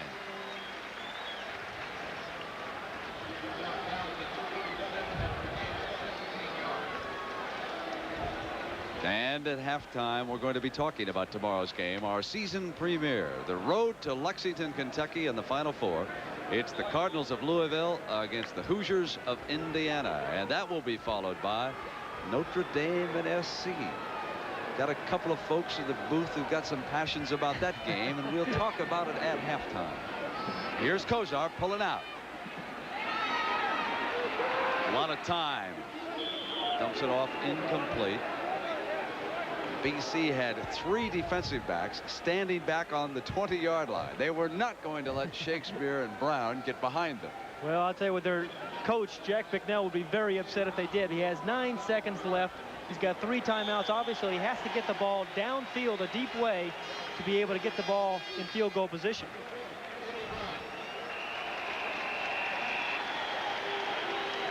Bernie had completed 11 passes in a row before that incompletion. He comes over to the sideline. And while we've got a break here in the action, let's take a look at these 2 campuses, BC and Miami. And those 2 universities also have these 2 fine football teams. Bernie Kosar and the Hurricanes of Miami, with just 7 seconds to go in the half, trying to come back against BC. Complete to Brown inside the 30. Stopped at the 19-yard line with time running out in the half. Thurman was on the coverage. There will not be any time left for the Hurricanes to attempt a field goal after that 45-yard gain. Well, it was only 9 seconds when the ball was snapped. It wasn't quite enough time, but Bernie Kosar did the best thing he could do. He was to be able to get the ball to his big play man, Eddie Brown, hoping that he might be able to break a tackle or make something happen. But good, safe defense by Boston College. Number 17, Thurman there. He gets some help from teammates, and that's it. And we'll return to the Orange Bowl after this commercial break and a word from your local station. Oh, jeez.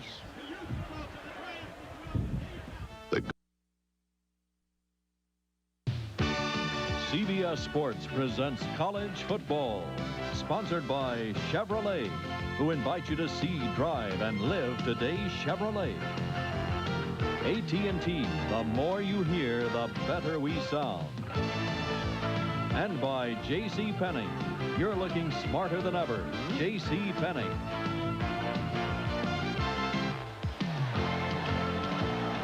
Set to start the second half. Boston College leading Miami 28-21. Will kick it off. It'll be Kevin Snow to kick for the Eagles. And back deep, J.C. Penney on the right. Darrell Oliver on the left. I expect to see someone named Levi Strauss playing in the other backfield. It'll go out. J.C. fumbled the ball out of bounds. It'll be down right there. So a big mistake. He should have let the ball go out of bounds, assessed the penalty. He knows better than to try to field the ball. It's headed out of bounds right there. The halftime statistics, gentlemen. Well, there wasn't much defense there. We talked about that a whole 660 yards in total offense. The quarterbacks have played magnificently. The statistics prove that, and only 1 turnover from each team. Looks like some of my normal work.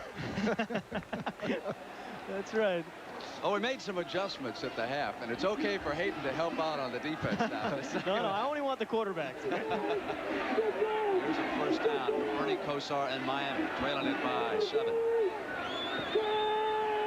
He'll pass from his end zone on first down. Throws underneath to the tight end Smith. Out to the 10-yard line. A little breathing room error. You see all the adjustments that are being made here at discussion right on the sideline. And here's the replay of the pass from Kosar. The secondary is pretty much standard that time. Just an out pattern here. Nobody there to take care of it. We don't see the reception right down here in the corner where the official is. 2nd and 5 for Kosar and the Hurricanes. Bratton and Oliver are his running backs. Penalty marker is down. He hits Smith again for the first down, and it is obvious now that Miami is going to try to utilize the tight end a little bit more, and he is a good one. Well, 62 receptions coming in. Brent, you're absolutely right. We saw him catch the touchdown pass in the first half. A remarkable athlete.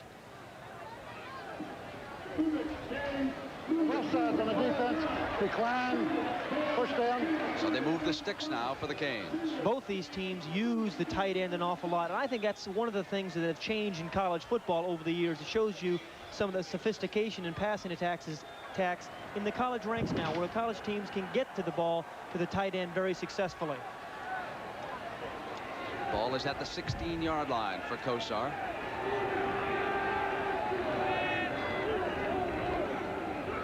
He runs Oliver on first down. Bangs out to the 32-yard line before David Pereira, the safety, is forced to come up with the stop. That's a gain of 16 and another first down. Brent, when you throw the ball as effectively as Miami does, you have to be able to run draw plays. It has to be an effective run for you. Here it was. Again, they came back and threw the ball in the first couple of downs here in the second half. Then they come back with a draw play to Dare Oliver. Take a look at Mike Ruth, number 68 in the middle of the screen. We thought this was going to be an interesting matchup. Ruth against Sinclair. Sinclair wins that battle right there. Kozar to throw. That's a deep drop. He sets the screen, and that time the BC read it perfectly and banged into Bratton. It was David Thomas, number 50. That was the first time that Boston College went into what they call tough. Both linebackers walked right up into the guards' faces, and they came, and they put pressure on Kozar, man-to-man coverage, and Kozar was not able to set that screen. And you mentioned, Era, that's one of the adjustments that you felt that BC had to make, was really to get to Kozar, put some pressure on him.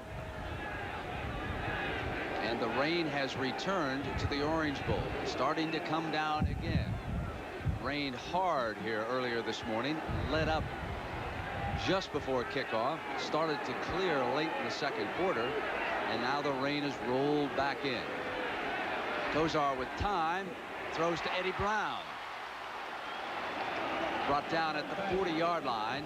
It'll be short of a first down. Number 45, Todd Russell there. And a penalty marker is down. Boy, Kozar really took a shot, but the interesting thing here is watch Eddie Brown. We said how talented he is. What I like about him, Brenton, is the way he comes back for the ball. This is a shot throw, but he comes back to make the reception, to greet the ball, catches it with his hands, which is a great sign. But Kozar took an incredible shot here, the punishment that some quarterbacks are going to take after they release the football. And that's what I believe the penalty was all about. The ball is gone. There's the hit, and the official's there to make the call. John Moser delivered that hit on Bernie. Broken the pass, a personal foul against Boston. First down.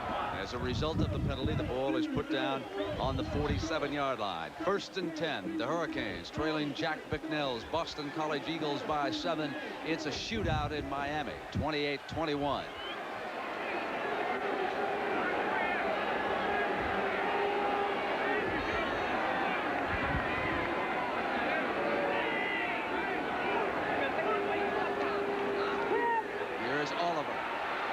Sweep is to the left. Gets to the 43-yard line. Pereira again being forced to make the stop as the Hurricanes turn the corner. Obvious audible that time, and he saw that he could log in the contained man on the right side, and they did so, came right around the corner for good yardage. Interesting thing, you mentioned the audible. Don't you think college quarterbacks now are audibleizing much more so than when I played? And again, were you coaching? We hardly ever audibleized when I was in college. We audibleized an awful lot. Well, there goes that theory. Eddie Brown, who has gone over 1,000 yards receiving with 156 yards today. And of course, pro scouts are thinking about him in terms of a #1 draft choice. He could be the best wide receiver coming out of college football today. And as we have seen several times, he is extremely dangerous after he catches the ball.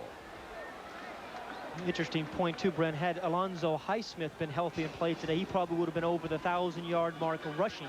Kozar has thrown for nearly 3,000 yards, and you have a receiver who's caught for 1,000 yards. That's a very potent offense. You don't see much of that in high school. That man does college. That man deserves some credit because he did come here under some very trying circumstances and really has won 8 games against very, very good competition. 2nd and just inches.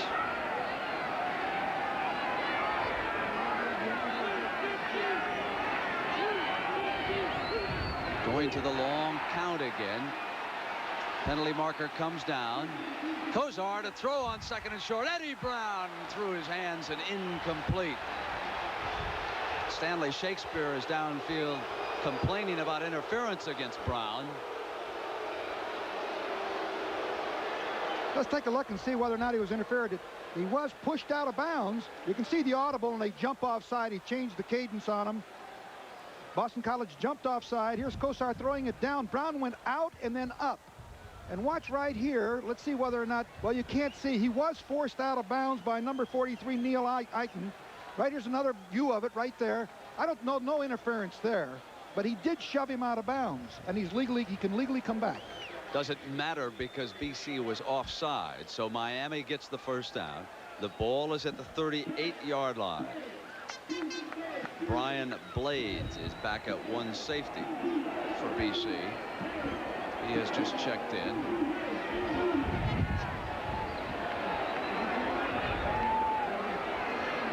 Kozar changes the play at the line. Quick throw to Smith, incomplete. Now that's the second time they came into sort of a blitz situation, putting pressure on Kozar. The linebackers are coming.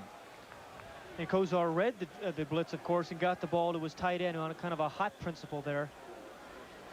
Mike Ruth, the nose guard from BC. We look at those big arms he has. He tries to loop in. There's a little line stunt there. He comes in free, but a little late on Kozar. But interesting line stunt there by the BC front, trying to put more pressure on Kozar.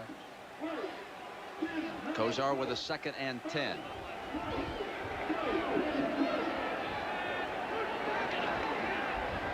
Reverse with Eddie Brown. They pull the guards inside the 30. First down, out of bounds at about the 24-yard line. Vincent Munn defensively for the Eagles finally caught up with him. When they ran this play earlier in the game to reverse to Eddie Brown with a great deal of success. And the philosophy is if you don't stop it, we're going to keep coming out at you. Look at number 76. Now that's a center, Ian Sinclair, who actually snapped the ball, then got out in front. But a very good play call by Jimmy Johnson. The thing is, if a team doesn't stop the play, go ahead and run it again. Alvin Ward, number 72, could have been called there for a clip or using illegally use of the hands. He shoved and pushed off. 15-yard gain and another Hurricane first down. Kozar swings to Bratton. All kinds of daylight. Dives down to the 2-yard line and out of bounds. Neil Eaton was there defensively after a run of 22 yards. BC's defensive philosophy has changed here in the second half. You're going to see the blitz from the inside right there. Both linebackers come up the middle. They want to put more pressure on Kozar. Here's the result, though. He reads it, dumps the ball off to his halfback, Bratton, who pulls a Greg Laganis, gives him a little dive shot right over the top. But a very good read of the blitz by Bernie Kozar. That's good, intelligent offense, I want to tell you. First and goal for the Canes. Bratton over the top. And this time the touchdown, Miami.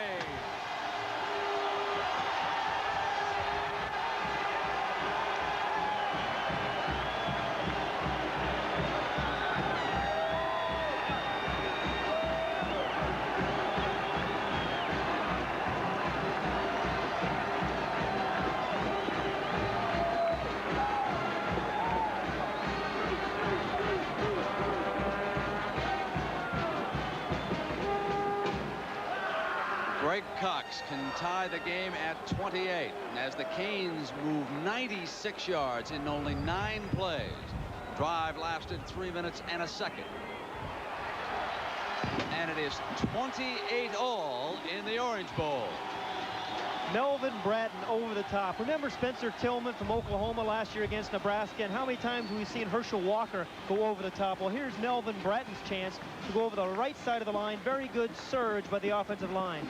But this drive was remarkable. We saw reverses to Eddie Brown. We saw the tight end catch the ball. The ball was thrown all over the field. That's tough to defend.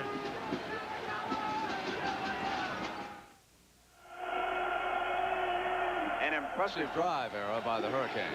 It really was, and Boston College changed up their defensive philosophy, trying to pressure Kozar. Didn't make any difference. He still picked them. What an offensive show. Seelig will kick it off. Tied again in Miami. And this one will go out of bounds. And remember that drive started when J.C. Penney made the mistake down here and handled one that was going out of bounds. And as they mark off the 5 yards, let me again remind you that tomorrow, the season premiere of NCAA college basketball on CBS, the Louisville Cardinals against the Indiana Hoosiers. And after that, it is Notre Dame and USC. There are the Irish headed for Hawaii in a bowl game, regardless of what they do tomorrow, or do they have to win that way? It was my understanding when I left South Bend that they had to win the ball game to take the Aloha Bowl bid. And that this game is very, very important to them. As I understand it, they're really up because since 1966, Notre Dame has not beaten the Trojans in the Coliseum. Will they take the Rose Bowl bid away from the Trojans if they lose tomorrow? Perhaps? No, but they would have liked to perhaps after their performance against UCLA, but they are emotionally ready for the Fighting Irish. Ball is kicked again from the 35, and it is fielded by Taylor. breaks out to the 33-yard line, and here's Doug Flutie to handle it for the first time in the second half.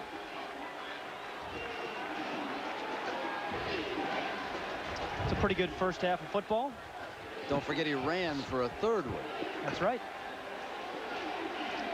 I used to have a lot of those kind of days, Era. It was against the Fighting Irish, if I remember. Yes, you did. Yes, you did. I won't deny that. I can't. One setback behind Flutie. Steve Strahan.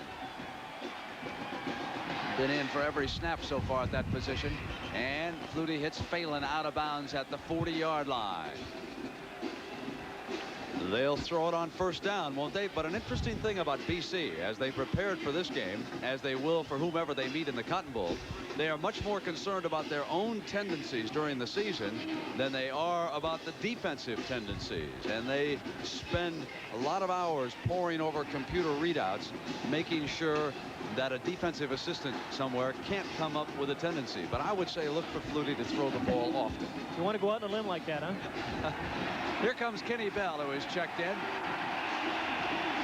And Reggie Sutton leads the defense that time. So it'll be third down for BC. It'll be interesting to see whether or not at halftime the Hurricanes have changed their philosophy, whether or not they're going to try to pressure him and contain people, because that's where they were really hurt in the first half. This is a very key play right here. Of course, it's 3rd and 2, but you never know what Flutie's going to do.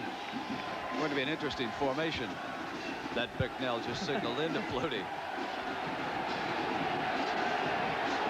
He's got 2 wide receivers to the left.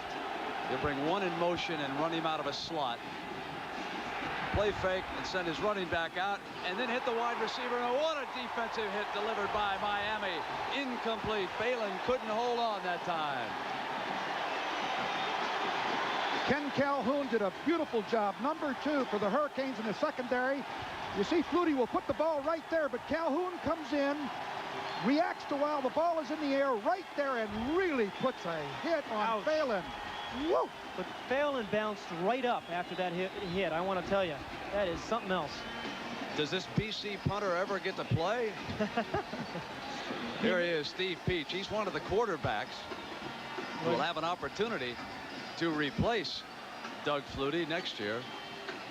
Those big shoes at that school, isn't it? Eddie Brown is set back deep, comes up with his hand for the fair catch.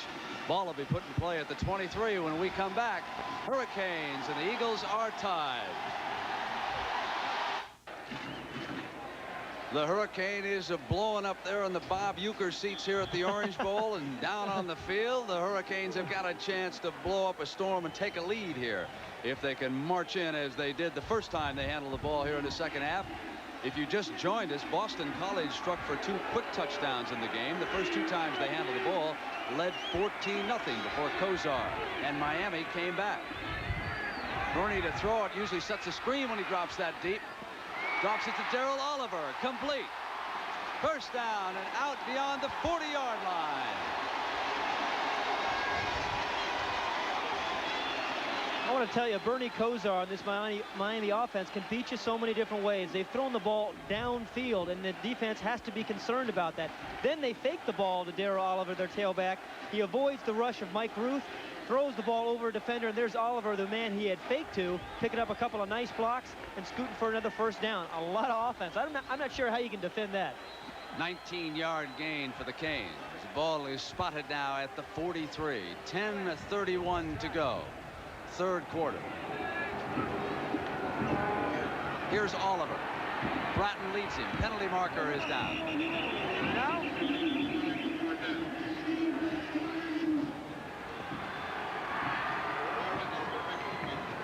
He was stopped for a yard loss, and we'll wait and see what the officials are going to come up here with a penalty. It may be against BC. You can see here the defensive play, number 95, Dick Gorecki, comes out here fighting off blockers, stepping over them. He gets support from the secondary. There's a good block here by number 50, who was Mike Moore. But there's a penalty. That line play. Round up outside. But there, that was a good shot of the line play, and why Kozar has been successful, because they've given him very aggressive run blocking as well as good protection for him to throw the ball. You know, he's had 219 yards of negative yardage during the course of the year, and you would think that they would get to him. But Boston College has not gotten to him one time. As a result of that offside penalty, it is 1st and 5 for the Hurricanes. Ball is at the 47.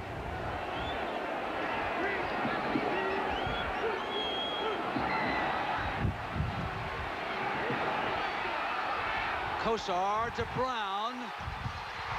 Incomplete.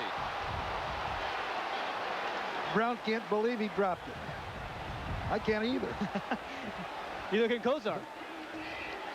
I am incredibly impressed with the speed and the burst of Eddie Brown. It looks like he's not going to catch up to this ball. Kosar gets a little bit of pressure, but he does step up and throws his ball as far as he can. But there's a burst there by Brown. He tries to adjust. Generally, he's going to catch that ball. The ball's a little bit to the inside. He tries to adjust. He slips and falls. I've seen him make a lot of those catches, but that time the BC defense got a little bit lucky. As Kosar released the ball, he clapped his hands. He thought it was a quick 6 for sure that time. Brown moves out to the right side. 2nd and 5. We are even, 28 apiece. Complete to Bratton. First down, inside the 40, 35. Finally run out of bounds at the 29-yard line by Vincent Munn.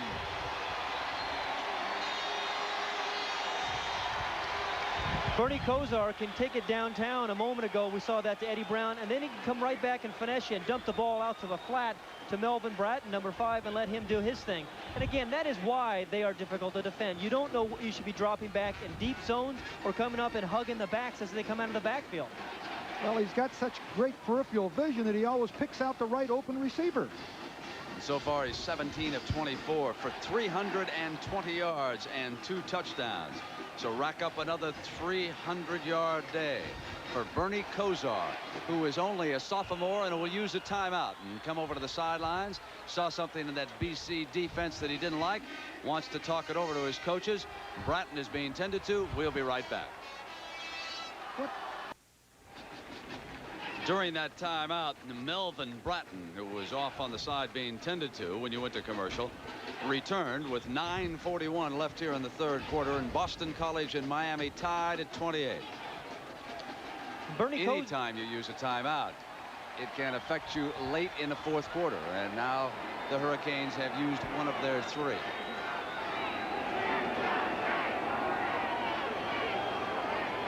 Again, movement on that long count, and the penalty flag comes down. This is the adjustment that Bernie Kosar has made here in the 2nd half. He's going on a lot longer counts, Brent. You were right on that. He's changing his cadence. He is drawing a very aggressive defensive front from BC off sides and getting a lot of cheap 5-yard penalties. And he slows down the pass rush that way also because they can't tee off on the cadence. Offsides, Boston. First down. Some of the subtle things that good quarterbacks do. That's one of them. Change the snap count. Ball is spotted at the 24.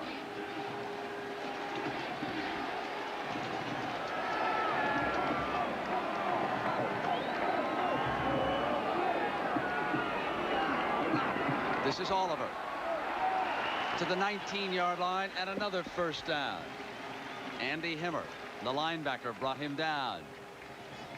These last 2 drives by Miami have been very, very impressive. We saw a long drive a moment earlier to get the touchdown. Here they're controlling the ball again with some passes and running the football. But the biggest thing is they're keeping Flutie on the bench.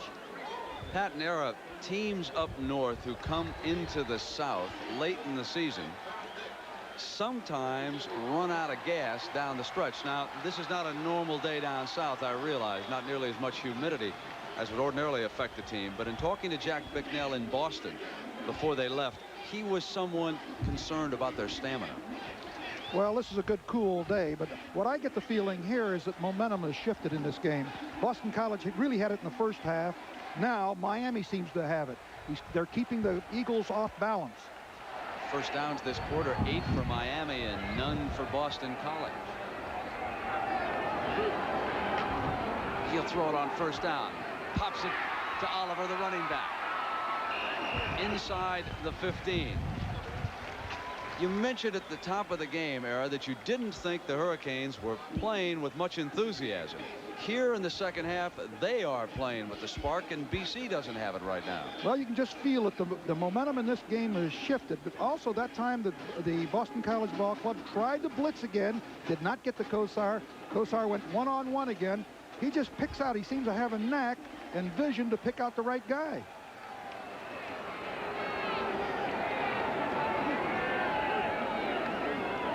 He'll run Oliver. Brought down hard that time. I wonder if Jimmy Johnson mentioned anything at halftime about the Maryland second half as well. Perhaps that was one reason they went and discussed that, and he came out with a lot more emotion here in the second half, like you mentioned. Very good point, Pat, because they were devastated here a couple of weeks ago after leading 31-0, you know, and that can really hurt. And they seemed to be flat when they first started, but they've picked up and they've got everything going their way right now. But you can't count Boston College out of this ball game. But in this quarter, Boston College has gained only 7 yards to Miami's 129. Third and less than 5, and on the delay, it's Bratton for the first down to the 5-yard line. I have enjoyed the play selection of both of these coaches all day. 3rd and 5, that's a passing down for Bernie Kosar, right? Well, you're wrong if you guess that, and that's what Boston College guessed. A little draw play to Melvin Bratton, who has the strength to break a tackle or two and pick up a first down. But tremendous play selection by both teams.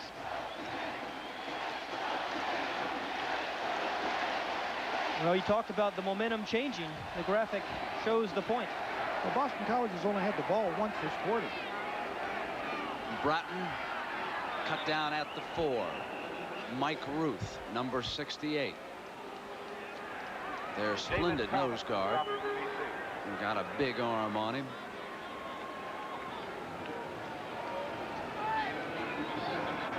Now it'll be 2nd and goal. 7-9 left in the 3rd quarter here in the Orange Bowl.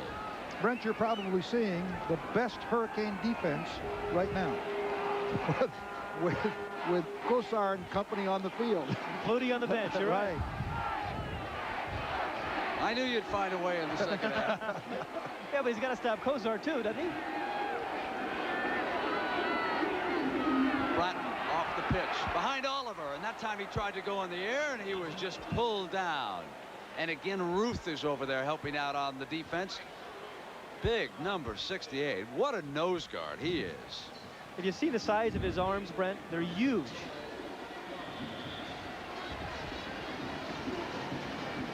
Well, is this a passing down, Pat, or a running down? Well, the last time they were in a 3rd down situation, they ran the draw play. I don't think that's a good call here. I'm expecting to see Kosar throw the ball.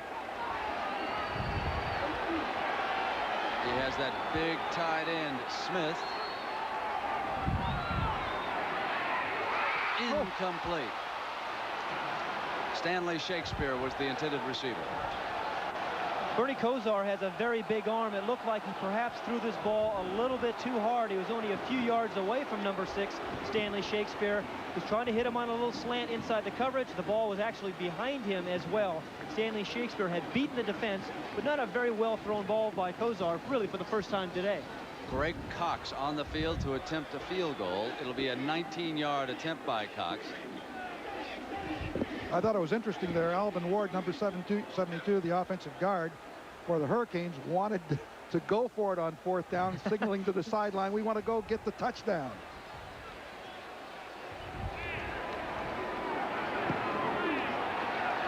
Kick is up, and the Hurricanes have taken the lead for the first time this afternoon, 31-28. We'll come back with Doug Flutie and Boston College about ready to go to work. Back with Miami ahead and kicking off now, Mark Seeley. Kicks it into the end zone where it's caught by Taylor. He'll down it there on the touchback. It'll come out at the 20-yard line. Pat Hayden, I guess Doug Flutie just hasn't had a chance here in the second half. He's only had 3 plays here in the second half. Only had the ball for a minute, and he's been sitting on the sideline now. It's a little bit cold out here, but again, I expect to see Doug Flutie to get himself back into the rhythm of the football game. And remember, he needs to do to Kosar what Kosar has done to him, and that is control the ball, control the clock, keep Kosar on the bench. His brother Darren Flutie is in. 3 wide receivers on the field for the Eagles in this formation. He goes to the right side. Phelan almost intercepted. That was Reggie Sutton. Boy, that was a dangerous, dangerous throw that time. The first time that really he has thrown a poor ball. And you'll see here Reggie Sutton, number 1, come in here and almost intercept the ball. He reacts very quickly, off balance. He throws it. Sutton comes in. It is a low throw, but Sutton does not hang on. Good defense.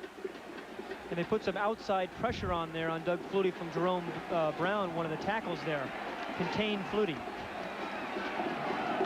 Sean Dombrowski has checked in. They'll run the draw play with Strahan. He gets out beyond the 20-yard line. Jerome Brown made the stop for the Hurricanes. Well, you can see what has happened in the second half. Momentum has shifted. They've done a great job. Of course, Flutie has only had, this is his second opportunity of possession. And I think they need a play here to get them going again. They need a big play. Well, it looks like Miami defensively must have been listening to you, Area, because they're containing Flutie from the outside, trying to keep him in the pocket this half. Ken Bell in. He's slotted to the left. Flutie drops back under pressure. Shovels it off to Strahan, the fullback, who slips. Gets to the 26-yard line, short of the first down. It's 3 downs and out again. There was the perfect defense that time. They contained from the outside. They blitzed from the inside. And that's the way they kept him right in there. That was Fleming, Bruce Fleming, 58, the linebacker, came in. Watch here. Pretty good protection there. Contain him from the outside. And then he's going to get the inside pressure right there from number 58, Fleming. This is just precisely the defense, Coach, that you were talking about, that you would use against Flutie. Steve Peach back deep to punt. Eddie Brown, the return man for the Hurricanes. It's a short punt, fielded at midfield by Kenny Calhoun. And here come Kozar and the Hurricanes. 4:32 to go in the third. Not a good punt, only 24 yards. As sophomores, Bernie Kozar has now moved to the head of that class, and that includes some sensational players. He has already broken the Miami career record as a sophomore, beating Jim Kelly, of course, who had a lot more playing time down here, although Kelly was injured in his senior season here with the Hurricanes, as I remember. He has gone on to greater glory in the USFL, of course, with Houston. Ball at midfield. Miami leading Boston College 31-28. Williams has checked into the backfield. Kozar to throw on first down. Look to the left. Comes back to the right side on the move. Intercepted. Intended for Stanley Shakespeare. And Todd Russell was over there helping out.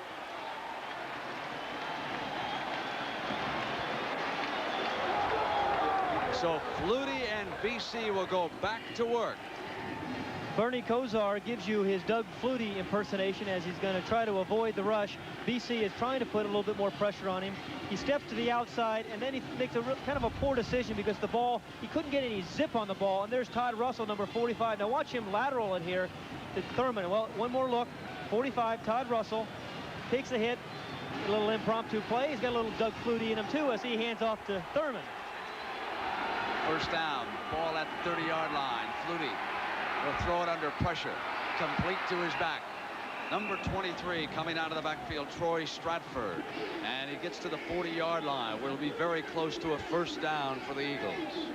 Very, very tough pass to cover because they fake the tailback action, and the tailback goes underneath the zoning linebackers, which is dropped deep to help out on the secondary people, and they just dumped that ball off. We saw a week ago Keith Byers of Ohio State catch a number of passes the same way. You don't see Kozar make too many throws like that. He's a very bright guy, very careful with the football.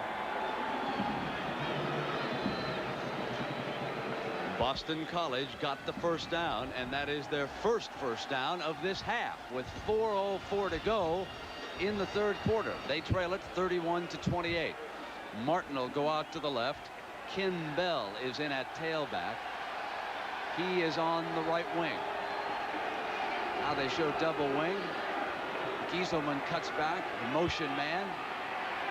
Flutie straight back, wants Gieselman, who's got the ball, battles his way to the 45-yard line. Another first down, and the Eagles suddenly are on the move. A 14-yard gain.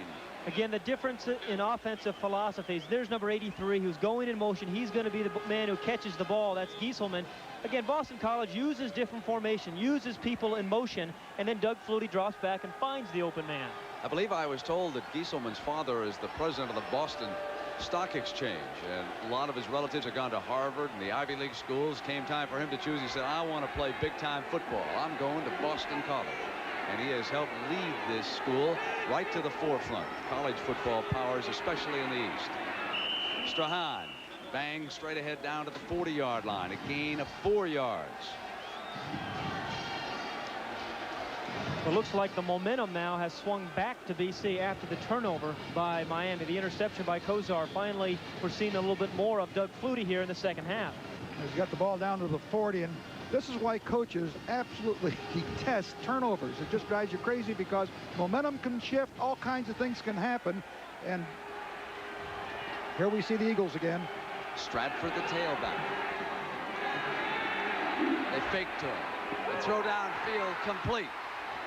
Inside the 20-yard line that time, as Doug Flutie is now 25 of 34, and he's thrown for almost 300 yards. He hit Phelan, his favorite target.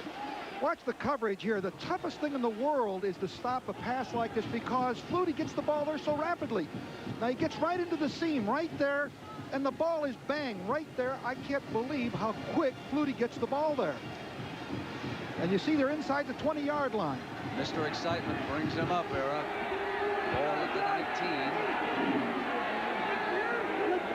Martin in motion on the right. Drops it off. Stratford. Brought down at the 16-yard line by Bruce Fleming, a linebacker who's played very well for Jimmy Johnson this afternoon. Again, here is where Flutie has been so tough down on teams. Most teams have difficulty scoring when they get inside the 20-yard line because the field is compressed. Doug Flutie does not face that problem because he can get the ball to so many different receivers. He also has the added ability of being able to run. We saw him run the ball in the first half for a touchdown. 2 tight ends now.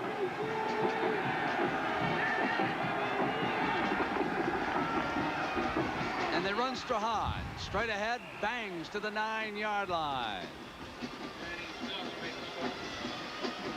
Doug Flutie throws the ball on you, scrambles, and then he comes right back and gives the ball to Steve Strahan. This is power football. They had 2 tight ends in the game. They can finesse you, and BC can run some power football at you. They ran for 270 yards last week. That makes them a very good offensive football team.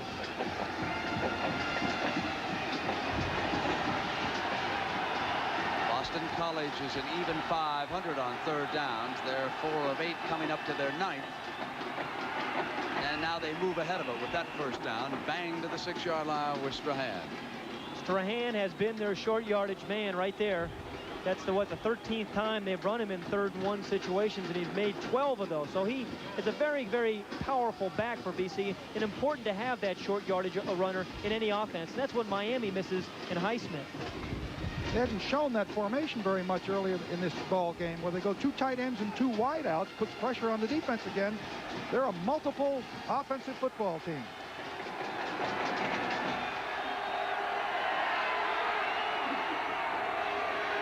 They cut him off to the left, incomplete. And Gieselman, the intended receiver, had slipped cutting back that time.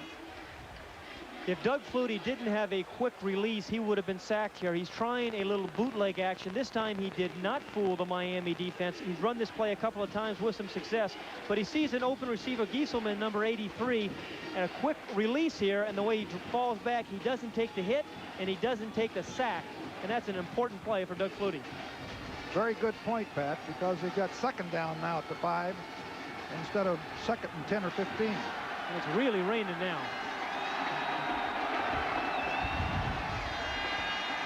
Flutie sprints to the left. Now he's going to come back. Now he's going to go back to the left. Throws it out of bounds. We're calling it. That should have been. Miami complaining about intentional grounding on that play. That should have been a grounding call. The official said the ball was tipped, though. And if the ball is tipped, There looked to be no receiver in the area, but the official said the ball was tipped, thus it wasn't intentional grounding. But you can see what happens when the contain stays there. They kept driving him back farther and farther and farther. Even though they didn't get him, he had a longer throw to make. The timing was off. And that's what they have to do.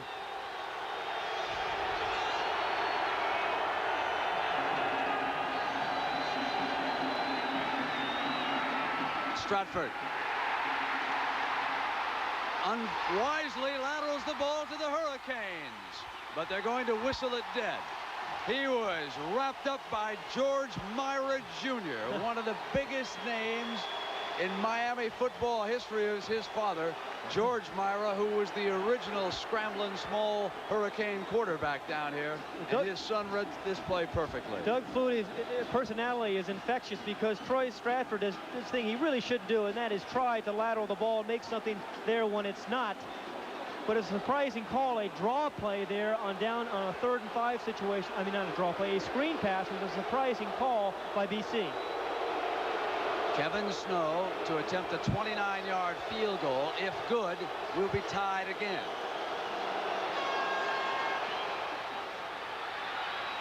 It's good. 5 seconds to go in the 3rd quarter. And it is Boston College 31, Miami 31. Brett, I thought the basketball game was tomorrow.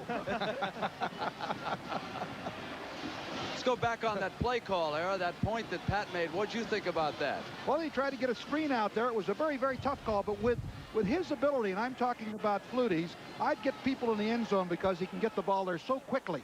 And if not, then go ahead and take the 3 points. Right, a screen call down there's nowhere for the defense to drop, though. That's why I was questioning the call. The really screen call, you use it in a zone defense. When the defense drops back deep, you dump it off to a back and let him run. But down in the 10-yard line, that's a tough part of the field to run it. Well, let me remind everybody that the weekend continues tomorrow, of course. Notre Dame, USC, college basketball. Then on Sunday, the NFL today, 12:30 Eastern time. We're going to take a look at those Gold Dust twins, 49er Gold Dust twins, if you will. Wendell Tyler and Roger Craig. And they are the men who have given Joe Montana a very lethal running attack. Then our doubleheader. The key first game is Philadelphia-St. Louis. The doubleheader games are the 49ers New Orleans and the Chicago Bears against the Minnesota Vikings. Jimmy Johnson and the Hurricanes now will run out the clock here in the 3rd quarter, and then they will get possession to start the 4th. And this has been a wild and woolly one. This one's tough on coaches' stomachs, if you will.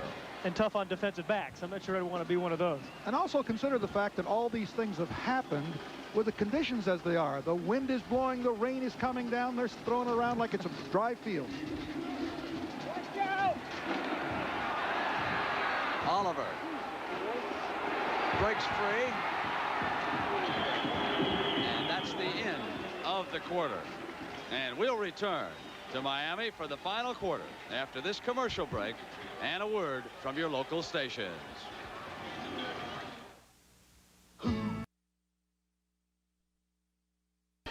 The 4th quarter about to begin in the Orange Bowl. I'm Brent Musburger, along with Pat Hayden and Era Parsigan. And you are watching one of the more entertaining college football games of the year. With the rain coming down in the Orange Bowl, the Hurricanes of Miami and the Eagles of Boston College are tied at 31 apiece. Bernie Kosar, the sensational sophomore, now trying to bring the Hurricanes on. And right away he goes to Warren Williams, number 24, who bolts out to the 30-yard line. And Pat Hayden, what about the strategy now that will unfold here in the 4th? Well, I think this BC defense has to be careful of not giving Bernie Kosar a cheap touchdown. We saw Eddie Brown, number 40, their excellent wide receiver, get behind them earlier in the game. Force Kosar to go this distance, no easy touchdowns, and get Doug Flutie the ball back. Put it in his hands. Williams and Bratton are the running backs behind Kosar. This is Bratton on the sweep to the right. Inside the 40, almost to the 45-yard line for a first down for Miami. Doug Flutie awaits his turn. I think they expected Kosar to go back and throw, and here's the second run. Watch Bratton come off tackle, gets beautiful blocking right here. The wide out comes in. I think that was Brown, wasn't it, that came in, number 40? Made a good block, and Bratton comes up with good yardage. Well, that's impressive when you see Eddie Brown come down and make a block like that, because 5-yard runs become 20 and 30-yard runs when you get a downfield block. 15 more yards for Bratton gives him 66 for the game. Bratton flares to the left. Kozar under pressure. Try to hit Bratton, who ad-libbed, incomplete, dropped the ball. Mike Ruth was putting pressure on Kozar and running him down in that situation. Look at that middle guard as you see the pass distribution of Kozar. Well, again, we've talked so much about this, but that's why we're seeing a 31-31 ball game, because you can't really say, hey, I'm going to stop a wideout or I'm going to stop a running back, because the minute you try to double up on someone, Bernie Kozar finds the other open receiver. And rolling to the left, he really made an excellent throw. He put it right there. The yardage today, and neither quarterback has been sacked. They're so good at escaping trouble. The frustration of Ruth that time as he tried to run Bernie into the ground. Here on 2nd and 10, Kozar to put that time, they got him. The first sack of the game. John Boza. He had Brown open. I was watching downfield here, and just as he was getting ready to throw, the first sack of the day on Kozar. Well, here's a situation where BC wants to get the ball back in Doug Flutie's hands, and here they're going to come after Bernie Kozar for the first time today. The protection breaks down a little bit. Kozar, it was good coverage. Kozar had to hold on the ball an awful long time. Bozar was there to make the sack. 3rd and 21. They worked a stunt that time. They got that big middle guard, Ruth, working a trick over there on the outside. And the left side of the Hurricane offensive line could not handle the two big men. Kozar needs 21 yards for the first down. Sends it to his tight end. He's got him. Smith for the first down. Inside the 45-yard line. What a clutch play. This is unbelievable. Really unbelievable. Mike Smith, the tight end, he caught 12 passes in last week's game. It is a 3rd and a 21 situation. The last person you're thinking about is getting the first down is your tight end, who you don't think tight ends have that kind of speed. Well, Willie Smith does. And again, a beautiful throw, because there was pretty good coverage there by the BC defense. Willie Smith is the tight end. They're playing loose on a 3rd and 21 situation. In the middle of the screen comes Smith, the tight end. Boom. There it is for just, he got what, 22, 23 yards, picked up the first down. Ball at the BC 44-yard line. 12:32 left in the game. Kozar throws back. Intercepted, I believe. Yes, it was. Hold on. Romanowski dove for the ball and came up with it for Boston College. Here's a second interception. We've seen Bernie Kozar throw here in the second half, but there's been pretty good coverage here by the BC secondary. He tries to drill the ball in, and there's Romanowski, number 53, who made a nice catch in front of Eddie Brown. The turnovers, Era, you said the turnover could be the difference. And, you know, the thing that impressed me about the BC defense that time is they could have been discouraged after that 3rd and about 20. They came right back with an interception. Now Flutie and the Eagles go back to work. The ball is on their own 33-yard line. Strahan running. Has an alley on the left side. Gets across the 40-yard line. Reggie Sutton over there helps get him out of bounds for the Hurricanes. We talked about Bernie Kozar's pass distribution a moment ago. Let's take a look at Doug Flutie again. 12 to the running backs, the wideouts. He hasn't hit the tight end as much as he has in the past. The tight end position has had 42 receptions coming in to today's ball game. If you're Miami's defense, you're going to be more concerned about the outside receivers. Force Flutie to get the ball to his tight end. Ken Bell checks in at tailback. Fake to him. Flutie goes downfield to Phelan, who's wide open. Inside the 20, the 15, down to the 7-yard line before Reggie Sutton finally rolled him to the ground.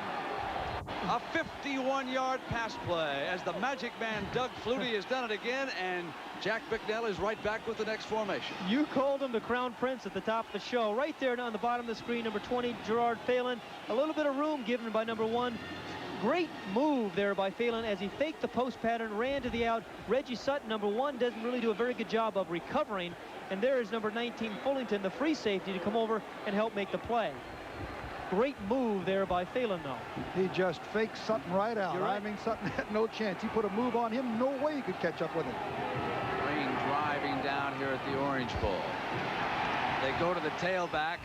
and Stratford is driven out of bounds. It'll be second down for Flutie and Boston College. But would you be playing man coverage against Doug Flutie? I'll tell you what, I'm not sure I would against a guy like Flutie. Well, Pat, I think you got to mix it up. He is such a dangerous guy. You got to try to hide the coverages and mix it up as much as you can. That time, Sutton did not play it particularly well. I mean, he really should have squeezed him a little better. But he thought Phelan was going to go clear across the field, and he started in pursuit, and Phelan made that move, broke to the outside, and of course, a beautiful throw by you-know-who. Bell in at tailback. Stratford out.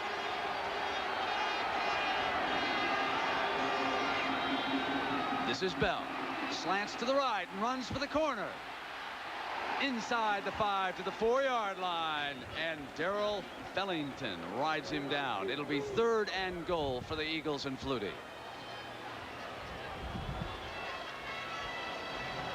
Well, the defense has really got to come up with a big play here to force a field goal. They can't afford a touchdown. We're in the 4th quarter here. They did rise to the occasion the last time, but I don't know whether or not you can go man-on-man in this defense. And a tough call here for Doug Flutie. It is a 3rd and goal from the 3-yard line. If I were Doug Flutie, I'd want him on the perimeter of the defense, roll him out, give him as many options as he can have.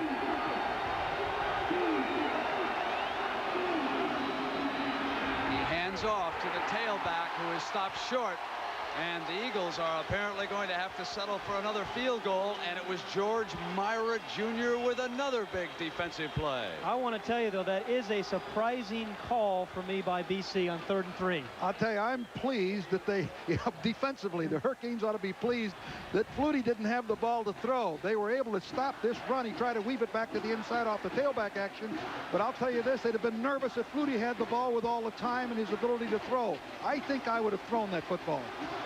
Kevin Snow to attempt the 19-yard field goal that would put BC ahead of Miami. It's good. With 9 minutes and 46 seconds, Doug Flutie and Boston College lead Bernie Kosar in Miami 34-31. We'll be right back. 9:46 left here in the BC-Miami game. How about that 3rd down call? Let's go back again. And Pat, you were surprised. Arrow, what about you? Same way, I was surprised. If I was the Hurricanes, I would be pleased with that. Look at that Myra come in there and smother him. BC kicks it off now. J.C. Penney. 15, 20, 25. Out of bounds at the 29-yard line. It'll be 1st and 10 for Bernie Kosar and the Hurricanes. Psychologically now here, Brent, Bernie Kosar's come back from the last 2 possessions and thrown interceptions. Now, when you're a quarterback, that affects your psyche. He was a very confident quarterback earlier in the football game. Interesting to see how he responds to those interceptions. Pat, overall, he's 19 of 30 for 347 yards. Those 2 interceptions and 2 touchdowns. Flutie's at 342 and a pair of touchdowns. And he has not hit one wide out this second half. And he did in the first half for 205 yards. Williams is the tailback. Kosar to put it up on 1st down for Eddie Brown, who comes up with a great catch at the 48-yard line. You know, Brent, you generally don't see great hands on outstanding speed man. Number 40 at the bottom of the screen there is Eddie Brown. He does have outstanding speed, but he's made some remarkable catches with his hands today away from his body. He slips, he gets back up, he's cat quick. He makes the reception, he falls down and still stays in bounds. That's a remarkable play by Eddie Brown, who has caught 7 passes for 175 yards. 1st and 10 for Kosar and the Hurricanes. Here's Bratton trying to get around the right side, and he's got daylight. Cuts back inside the 30, through the 20, 10. What a touchdown run by Bratton.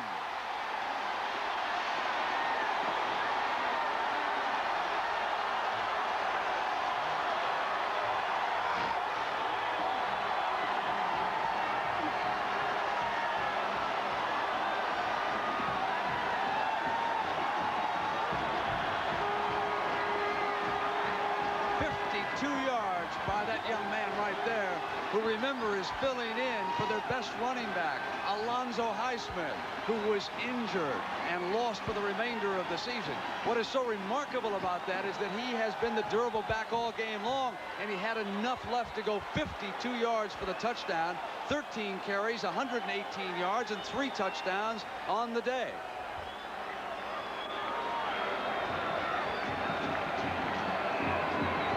Now the extra point attempt. Greg Cox sends it through. Brent, you're right. It really is amazing watching Melvin Bratton. Remember, we've seen him in the short yard jump over the top.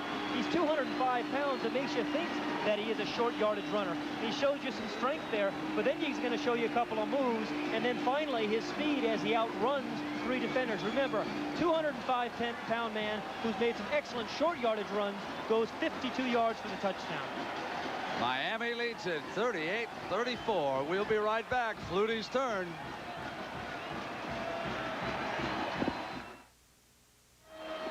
It can't get any better than this, can it? 9:03 to go. What a game. It's dynamite. Over 1,000 yards in total offense. I predicted 900. Now remember, there's a 4-point Miami lead. So Boston College has to be thinking touchdown and not necessarily field goal at some point. They kick it into the end zone, and Taylor's coming out.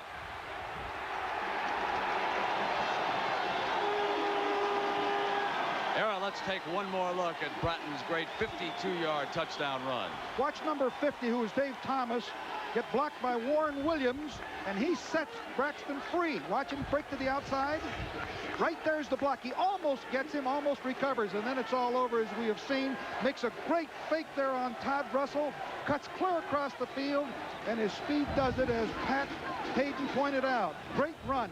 The thing that's surprising to me, and we'll get back to this right after this play, Brent. Rain driving down here, but the fans are not moving. They're just adding another raincoat. Flutie to put it up on first down. Penalty marker is down. He'll take off on the scramble. Gets to the 25-yard line. George Myra Jr., who's all over the field, was there on Flutie, but again, there is a penalty marker. Brent, the point that I was going to make is that right after this is during our research, the Miami offensive coaches were not too concerned about the loss of Alonzo Highsmith. And we thought, well, wait a minute, you know, you 1,000-yard rusher. Yeah, and all of a sudden now we all understand why. Bratton has filled in very well, don't you think? He has indeed. Melvin Bratton of the Miami Hurricanes. 6'2", 205 pounds out of Miami. He is only a freshman, and he has contributed to that total offense record that we've got moving. 1,029 yards. I'll tell you, the defensive coordinator is going to have a lot of film to watch tomorrow. They're going to go past the Dow Jones. Here's the 1st and 5 after the penalty.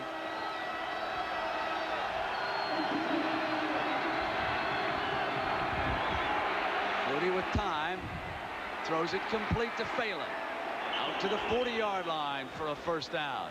But you see here, Arrow, we talked about there was no inside rush there on Doug Flutie. Yes, they're containing him in the pocket, but they're not going to putting any inside pressure on Doug Flutie. It allows him to step up into a wide open pocket. Watch him step up. Nobody's there in the middle. Right there. Plenty of room to find Phelan, number 20. They're going to have to contain him from the outside and then put an inside rush on Flutie. Bruce Fleming, number 58, was a little late coming back on that play, and there was too big a seam between the deep defenders and the linebackers. We have an injured player down on the ground for Miami, and we'll come back and update that story for you. Phelan has caught 9 passes for 153 yards.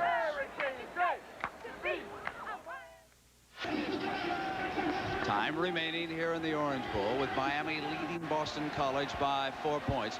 Reggie Sutton of Miami was the injured player. He walked off the field under his own power. Benny Blades has come back in at safety for the Hurricanes. And they run Stratford on first down, and he gets another one. Now remember, the Eagles have not scored a touchdown this half. 2 field goals. And Doug Flutie this afternoon against that Hurricane defense I'm going to tell you, our statistician, Mike Swanson, has had to work overtime with these two guys. You know, if Doug wins the Heisman today, let's take a look at Bernie Kosar. He's had an awfully big day as well. A few more passing yards. Did you say if? Yeah, I was going to say when he does. You know, I got a quiz for you guys. Who was the shortest Heisman Trophy winner ever? Pat Sullivan. Wrong. Davey O'Brien. From TCU. Davey O'Brien. Right. Good question. All right. Ball at the 48. 1st and 10. Flutie in trouble. Scrambles out of it. Gets to the 43-yard line. Kevin Fagan brought him down there. Can you imagine how tired a defensive player is right now for Miami, having to chase Flutie as much as they've had to do here this afternoon? Well, you bring up a very good point, because you do expend more energy on defense. That's why you always hear coaches say they want to keep their defense off the field. Coaches say you expend more energy on defense, particularly when you're rushing a passer. And Flutie has rushed himself 5 times for 45 yards. Rain continuing to drive down here in Miami. And I would say that this field is held up remarkably well.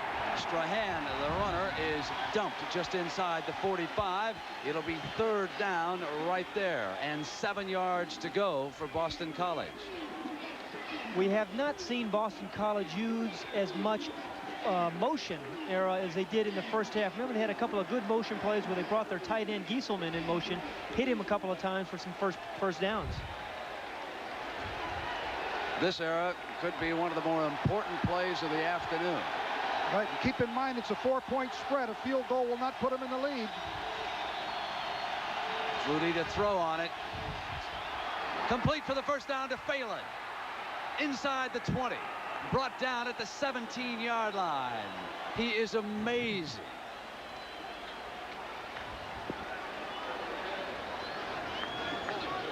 Let's take another look at this. Somehow or other, Phelan gets into the seam. He's lined up at the left end here, the split end. He goes down the field.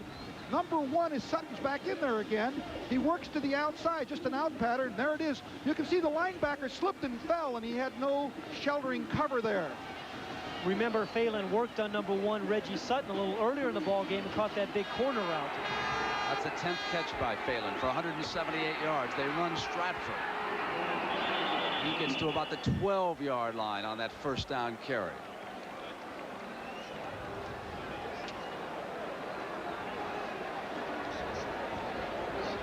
What he has accomplished. Doug Flutie's roommate back at Chestnut Hill, that lovely suburb of Boston, where Boston College sits. Tip O'Neill, a graduate of that school, is here in the Orange Bowl watching the action today. They recently named a library after him there, and some of the students are saying they should have named that Flutie Library. All he has done for Boston College in the last few years. Oh, it's just remarkable what one man has done for a school's football fortune. Here is 2nd and 5 now for the Eagles. Strahan bangs down to the 10. Arrow, one of the concerns about Jack Bicknell and the Eagles right now has to be the clock. Not only scoring, but you really don't want to give Bernie Kosar too much time. Well, they've got a 3rd down and about 2 yards to go. This is a big play. It'll be interesting to see how Miami deploys on this, whether or not they go to a goal line defense. As you say, Jack Bicknell signaling the formation. The play is carried in, as you pointed out, Brent, but the formation is dictated by the coach. But really, BC has 2 downs here to make 2 yards, because remember, it is a 4-point ball game. Doug Flutie has just used his 1st time out of the 2nd half. That leaves the Eagles with 2 and the Hurricanes with 2. We're coming back to the Orange Bowl in just a minute. Coach Jack Bicknell and his quarterback, Doug Flutie, still going over the strategy. It's 4:36 to go in the game. It is 3rd and 2 for the 1st down. The ball is at the 10-yard line. I don't know whether I heard Flutie say drag underneath, whether he's going to bring somebody underneath. It seemed like I heard that. Let's see whether or not they come in here with a pass with a drag from one side to the other. Ken Bell is one of his running backs. He moves up to the wing on the right side. Sprints to the right. Has a receiver in front of him. He's got him.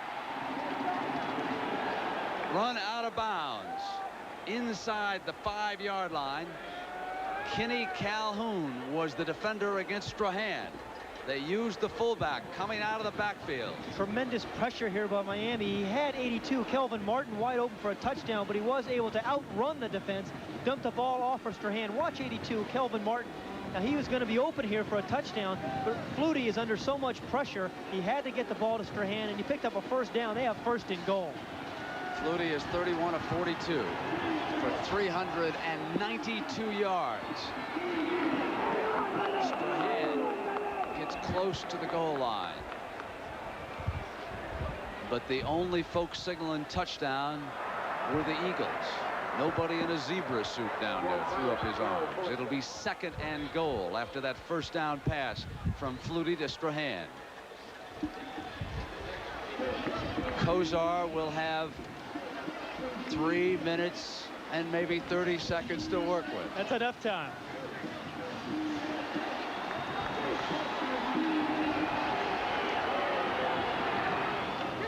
Over the top for the touchdown. Boston College takes the lead. Strahan, the fullback, the workhorse of that backfield.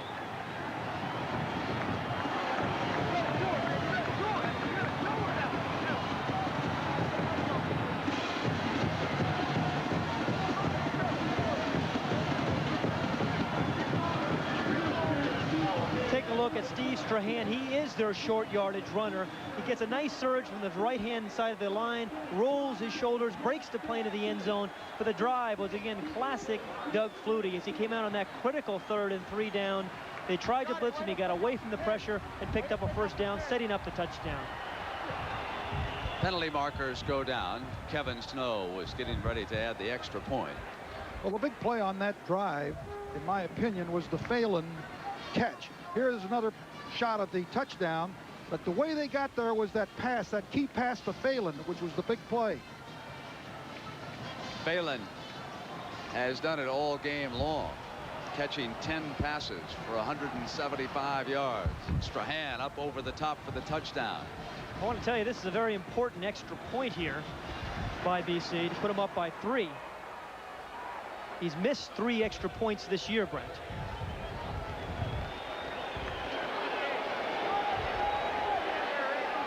Snow is the kicker.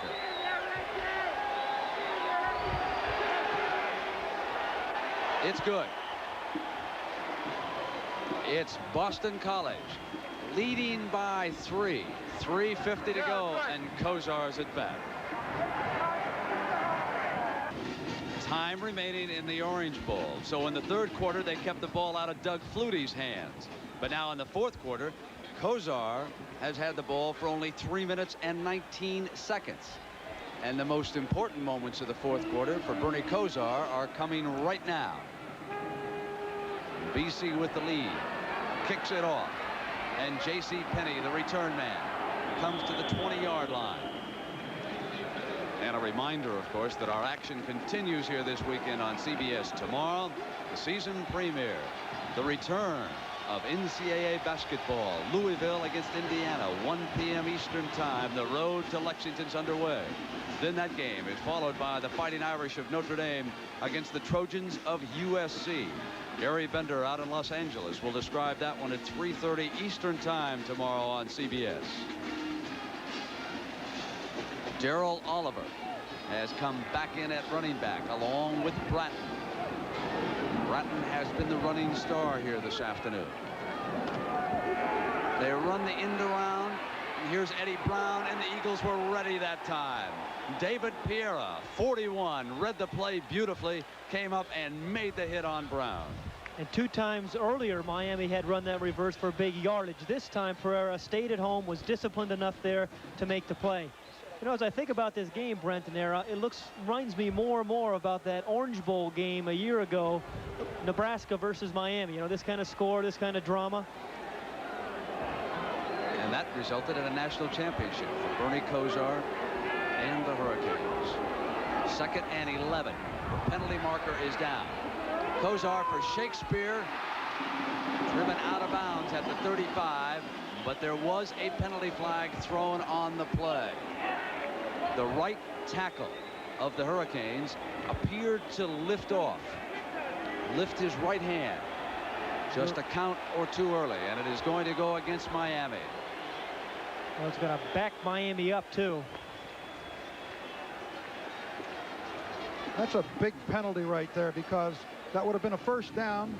Now they're going to have second down and 15.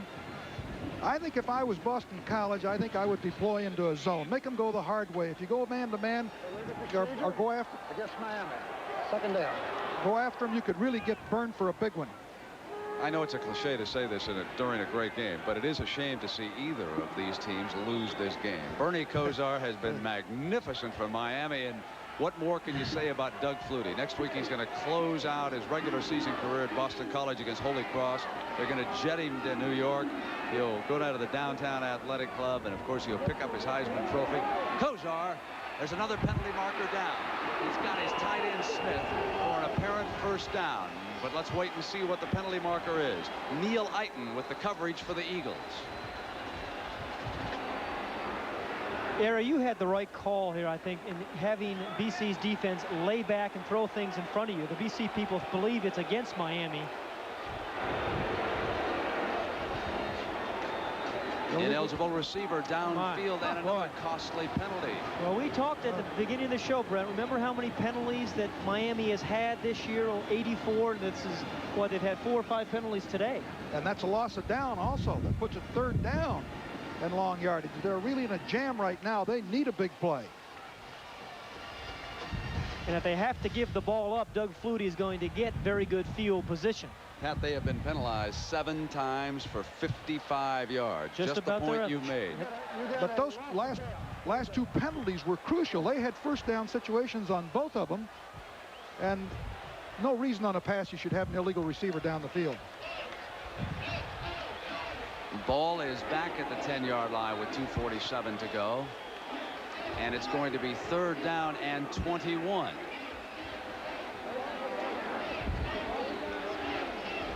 They have faced one previous third and 21 in this game and hit the tight end Smith for 23.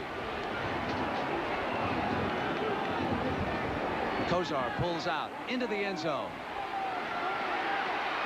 Flushed. Throws back over the middle to Oliver. Darrell Oliver gets back short of the original line of scrimmage. Neil Eiton, number 43, defensively there for the Eagles.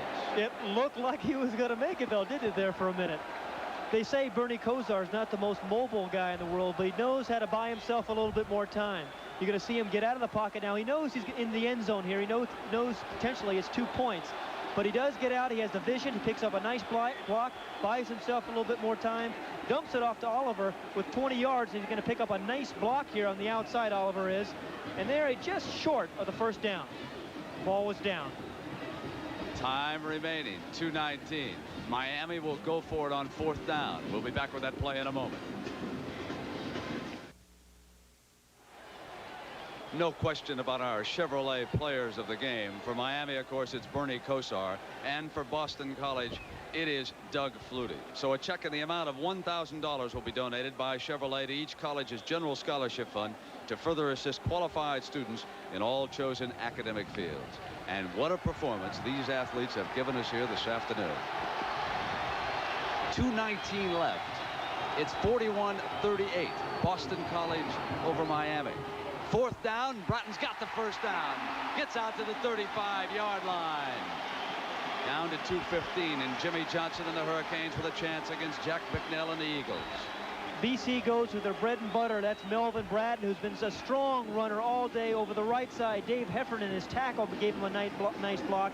It was a 4th and 1 situation. Bratton is strong enough to pick up the first down.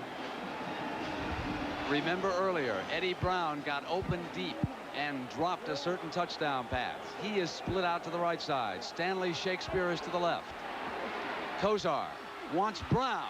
Has it near midfield. It'll be another first down. Todd Russell who intercepted a big pass for the Eagles, was there with the coverage. The footwork of Eddie Brown. Big rush there on Kozar, but he has a strength in his arm. And again, once more, Eddie Brown comes back for the football. So many receivers don't do that, and those result in interceptions. But Brown does come back and catch it with his hands. He's caught 8 for 190 yards. A certain top draft choice in the National Football League. Late in the day, and with the rain having pelted down, it is difficult for Kozar to set himself and throw as hard as he'd like to. Brown makes a cut on the right-hand side. They got him right now at the 41-yard line. Tony Thurman with the coverage. Great players play great in big games, and that's what this is. This is a big game, and you're seeing some great play by number 40, Eddie Brown, as well as Bernie Kozar, and a whole host of people out there. A little curl in, he beats you deep, he beats you on out routes, then he comes back with a little curl route. Very difficult to defend the man. Minute 33 on the clock, and they're measuring out to see if they have the first down. And Brown has 200 of the total 1,153 yards. You know, Aaron, I'm surprised that BC hasn't put somebody over Brown's head really to slow him up at the line of scrimmage. He's been running off the line of scrimmage free. Maybe they ought to put a linebacker out there or something to slow him down. You know, I think the fans are seeing two of the best college football teams from a passing standpoint and receiving standpoint that I've seen in a long time. Perhaps in the history of the game. Brown is still split out to the right, but Kozar's looking left this time. Throws underneath, and that is Bratton. Inside the 30, down to the 26-yard line. An amazing run by Bratton. Thurman finally brings him down. I think one of the interesting things, they doubled up on the wide receivers, and immediately Kozar goes right now to the single coverage guy, goes to Bratton right there. And the double guys he lets go, and watch Bratton run, put the moves on. Tremendous football player, and he's a replacement for Alonzo Highsmith. Oh, not a bad replacement. Yeah. Kozar now at 425 yards passing for the game. Backs up on first down. Throws incomplete. Wanted his tight end Smith that time. Romanowski, the linebacker, was there on the coverage for Jack Bicknell.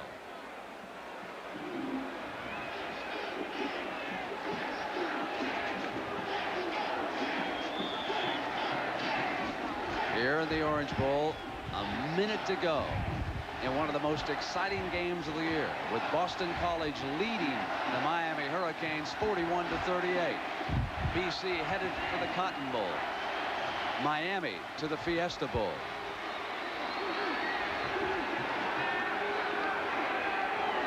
Second and 10.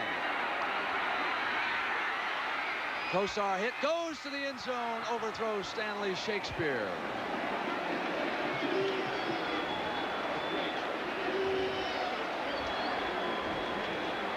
It was overthrown on Stanley Shakespeare, but it would have been a touchdown but there was pretty good pressure put on Kozar by the Mike Ruth and some of the other defensive line of BC. That's what caused him to overthrow Shakespeare. Gorecki was among those defensive players coming in hard that time. Third down and 10. Inside of a minute. Ed Brown now goes to Kozar's left. Shakespeare is to the right.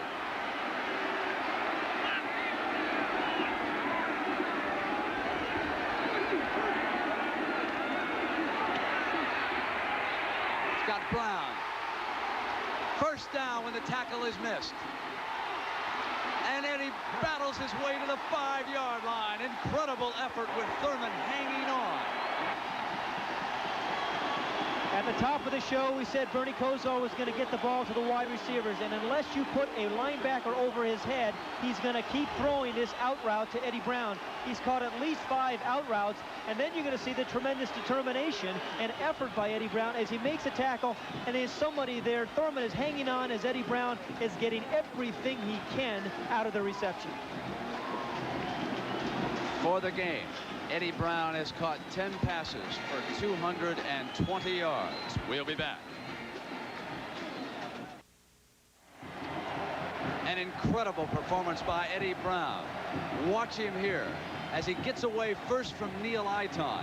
Then Thurman will come up, grasp him by the ankle and pull back, and Brown battles his way to the 5-yard line. May have stretched a ligament. He left the field, though, under his own power, and he has given the Hurricanes an opportunity to pull this one out. 46 seconds to go. Doug Flutie and Boston College watching now as their defensive teammates try to shut down Bernie Kosar. Here is Oliver running to the left, gets up to about the 2-yard line. 30 seconds left in the game. Miami is down to its last timeout, remember. They have used 2 of their 3. And that'll be all of their timeouts. They have just called number 3.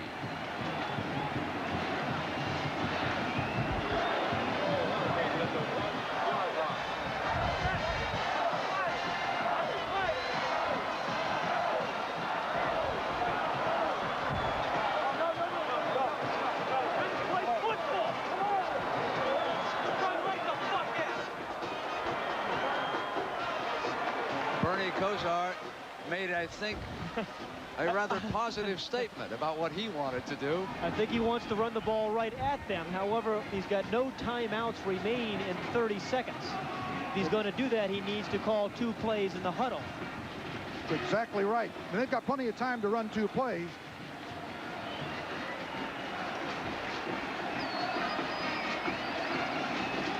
Rain coming down hard again.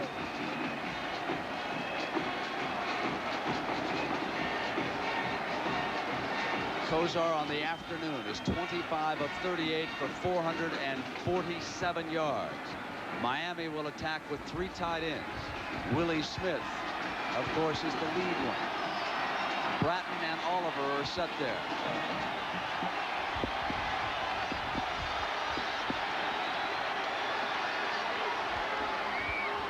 Bratton to the end zone.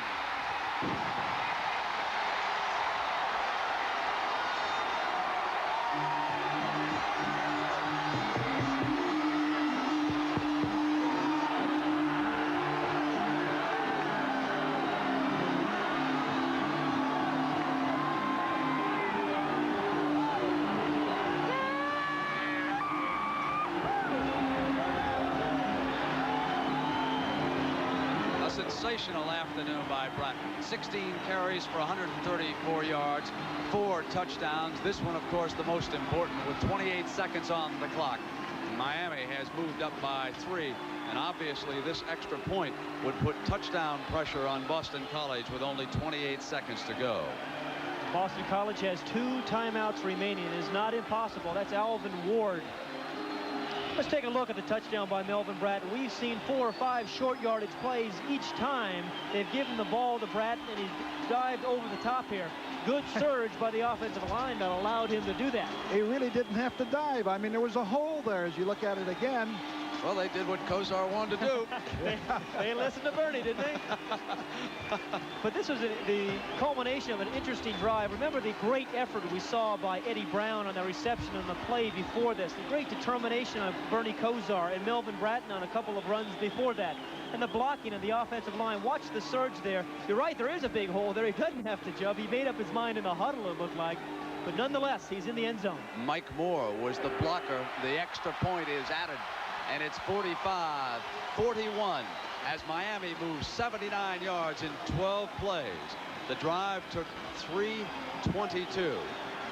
And there's nothing but heartbreak for the Eagles, who have played so courageously here this afternoon. Keep in mind there was a 4th down and a short yardage situation in that drive. And, you know, things can happen. You can slip. You can have a mishandle of the ball. That was a very critical play there also. Now, don't count that man out yet, though, either. He has 2 timeouts remaining. I know he's in tough odds, but he's got 2 timeouts left. That's right. You can't count that fella out right there. First thing they want is a good return on this kickoff. They want to give him some decent field position to work with. Or don't return it and waste time on the clock. Tonight on CBS, of course, Dukes of Hazzard, Dallas, and Falcon Crest. That all coming your way. CBS Evening News is too, along with Dan Rather. That's still ahead of us, unless we play for another hour and a half here. That's right. Tyrone Taylor and Steve Williams will be set deep for the Eagles.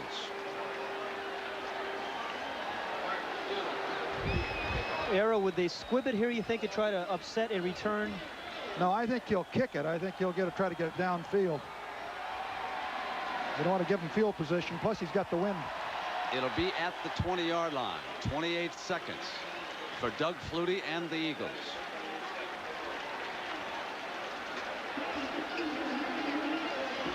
What a game this has been. 1,193 yards of offense.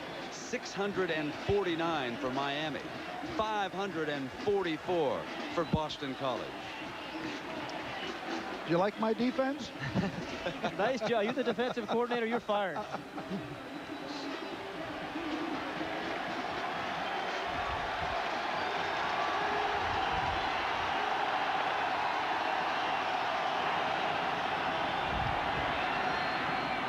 Flutie picks up Stratford, and there's a penalty flag down. They get out to the 39. They'll get the clock stopped at 20 seconds. BC rushes 3 and drops 8 here, which is obviously what you want to do in 30 seconds. But Troy Stratford is out on a wing. He is normally a halfback. Again, Flutie just finds the area where Stratford is in. Stratford is doing his best to try to get out of bounds. Penalty against Miami was declined. So on the 19-yard gain, the ball is spotted at the 39. Flutie now goes over 400 yards with that pass. 411 on the afternoon. And he's not finished.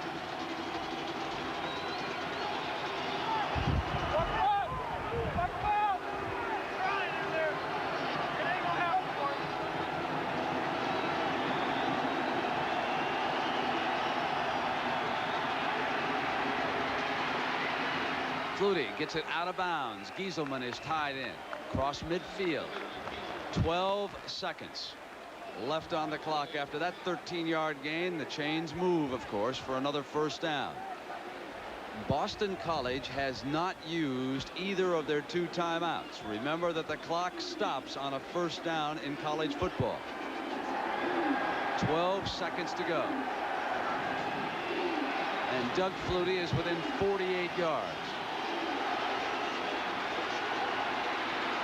Got time. Incomplete. Intended for Peter Casparilla, a tight end coming across at the 32-yard line. And now Doug Flutie is down to his last at bat. I really think Flutie's got to throw this ball into the end zone or down around the 5-yard line in hopes of, if they don't get the completion, a possibility of an interference. Game cannot end on a defensive penalty, so they would have another play. So I think he's got to put it up down and deep in the end zone. Maybe a design scramble to allow him to find some time.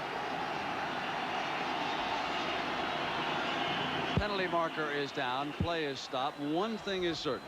Those brave folks who sat out here in the Orange Bowl and put up with this terrible weather saw a whale of a football game, and they should give both teams a rousing ovation when this one is over. This is one of the better ones that I've seen.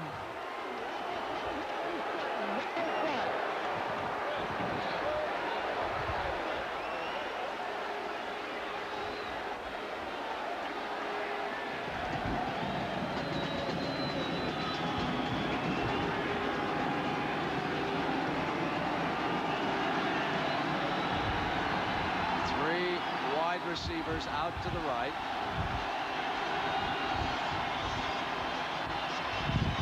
Flutie flushed. Throws it down. Caught by Boston College. I don't believe it. It's a touchdown. The Eagles win it. Unbelievable. I don't believe it. Phelan is at the bottom of that pile. Here comes the Boston College team. He threw it into the end zone. There was no time left on the clock. The ball went between 2 defensive backs of Miami. Jack Bicknell is the only person over there on the sidelines. He couldn't get the headset off fast enough.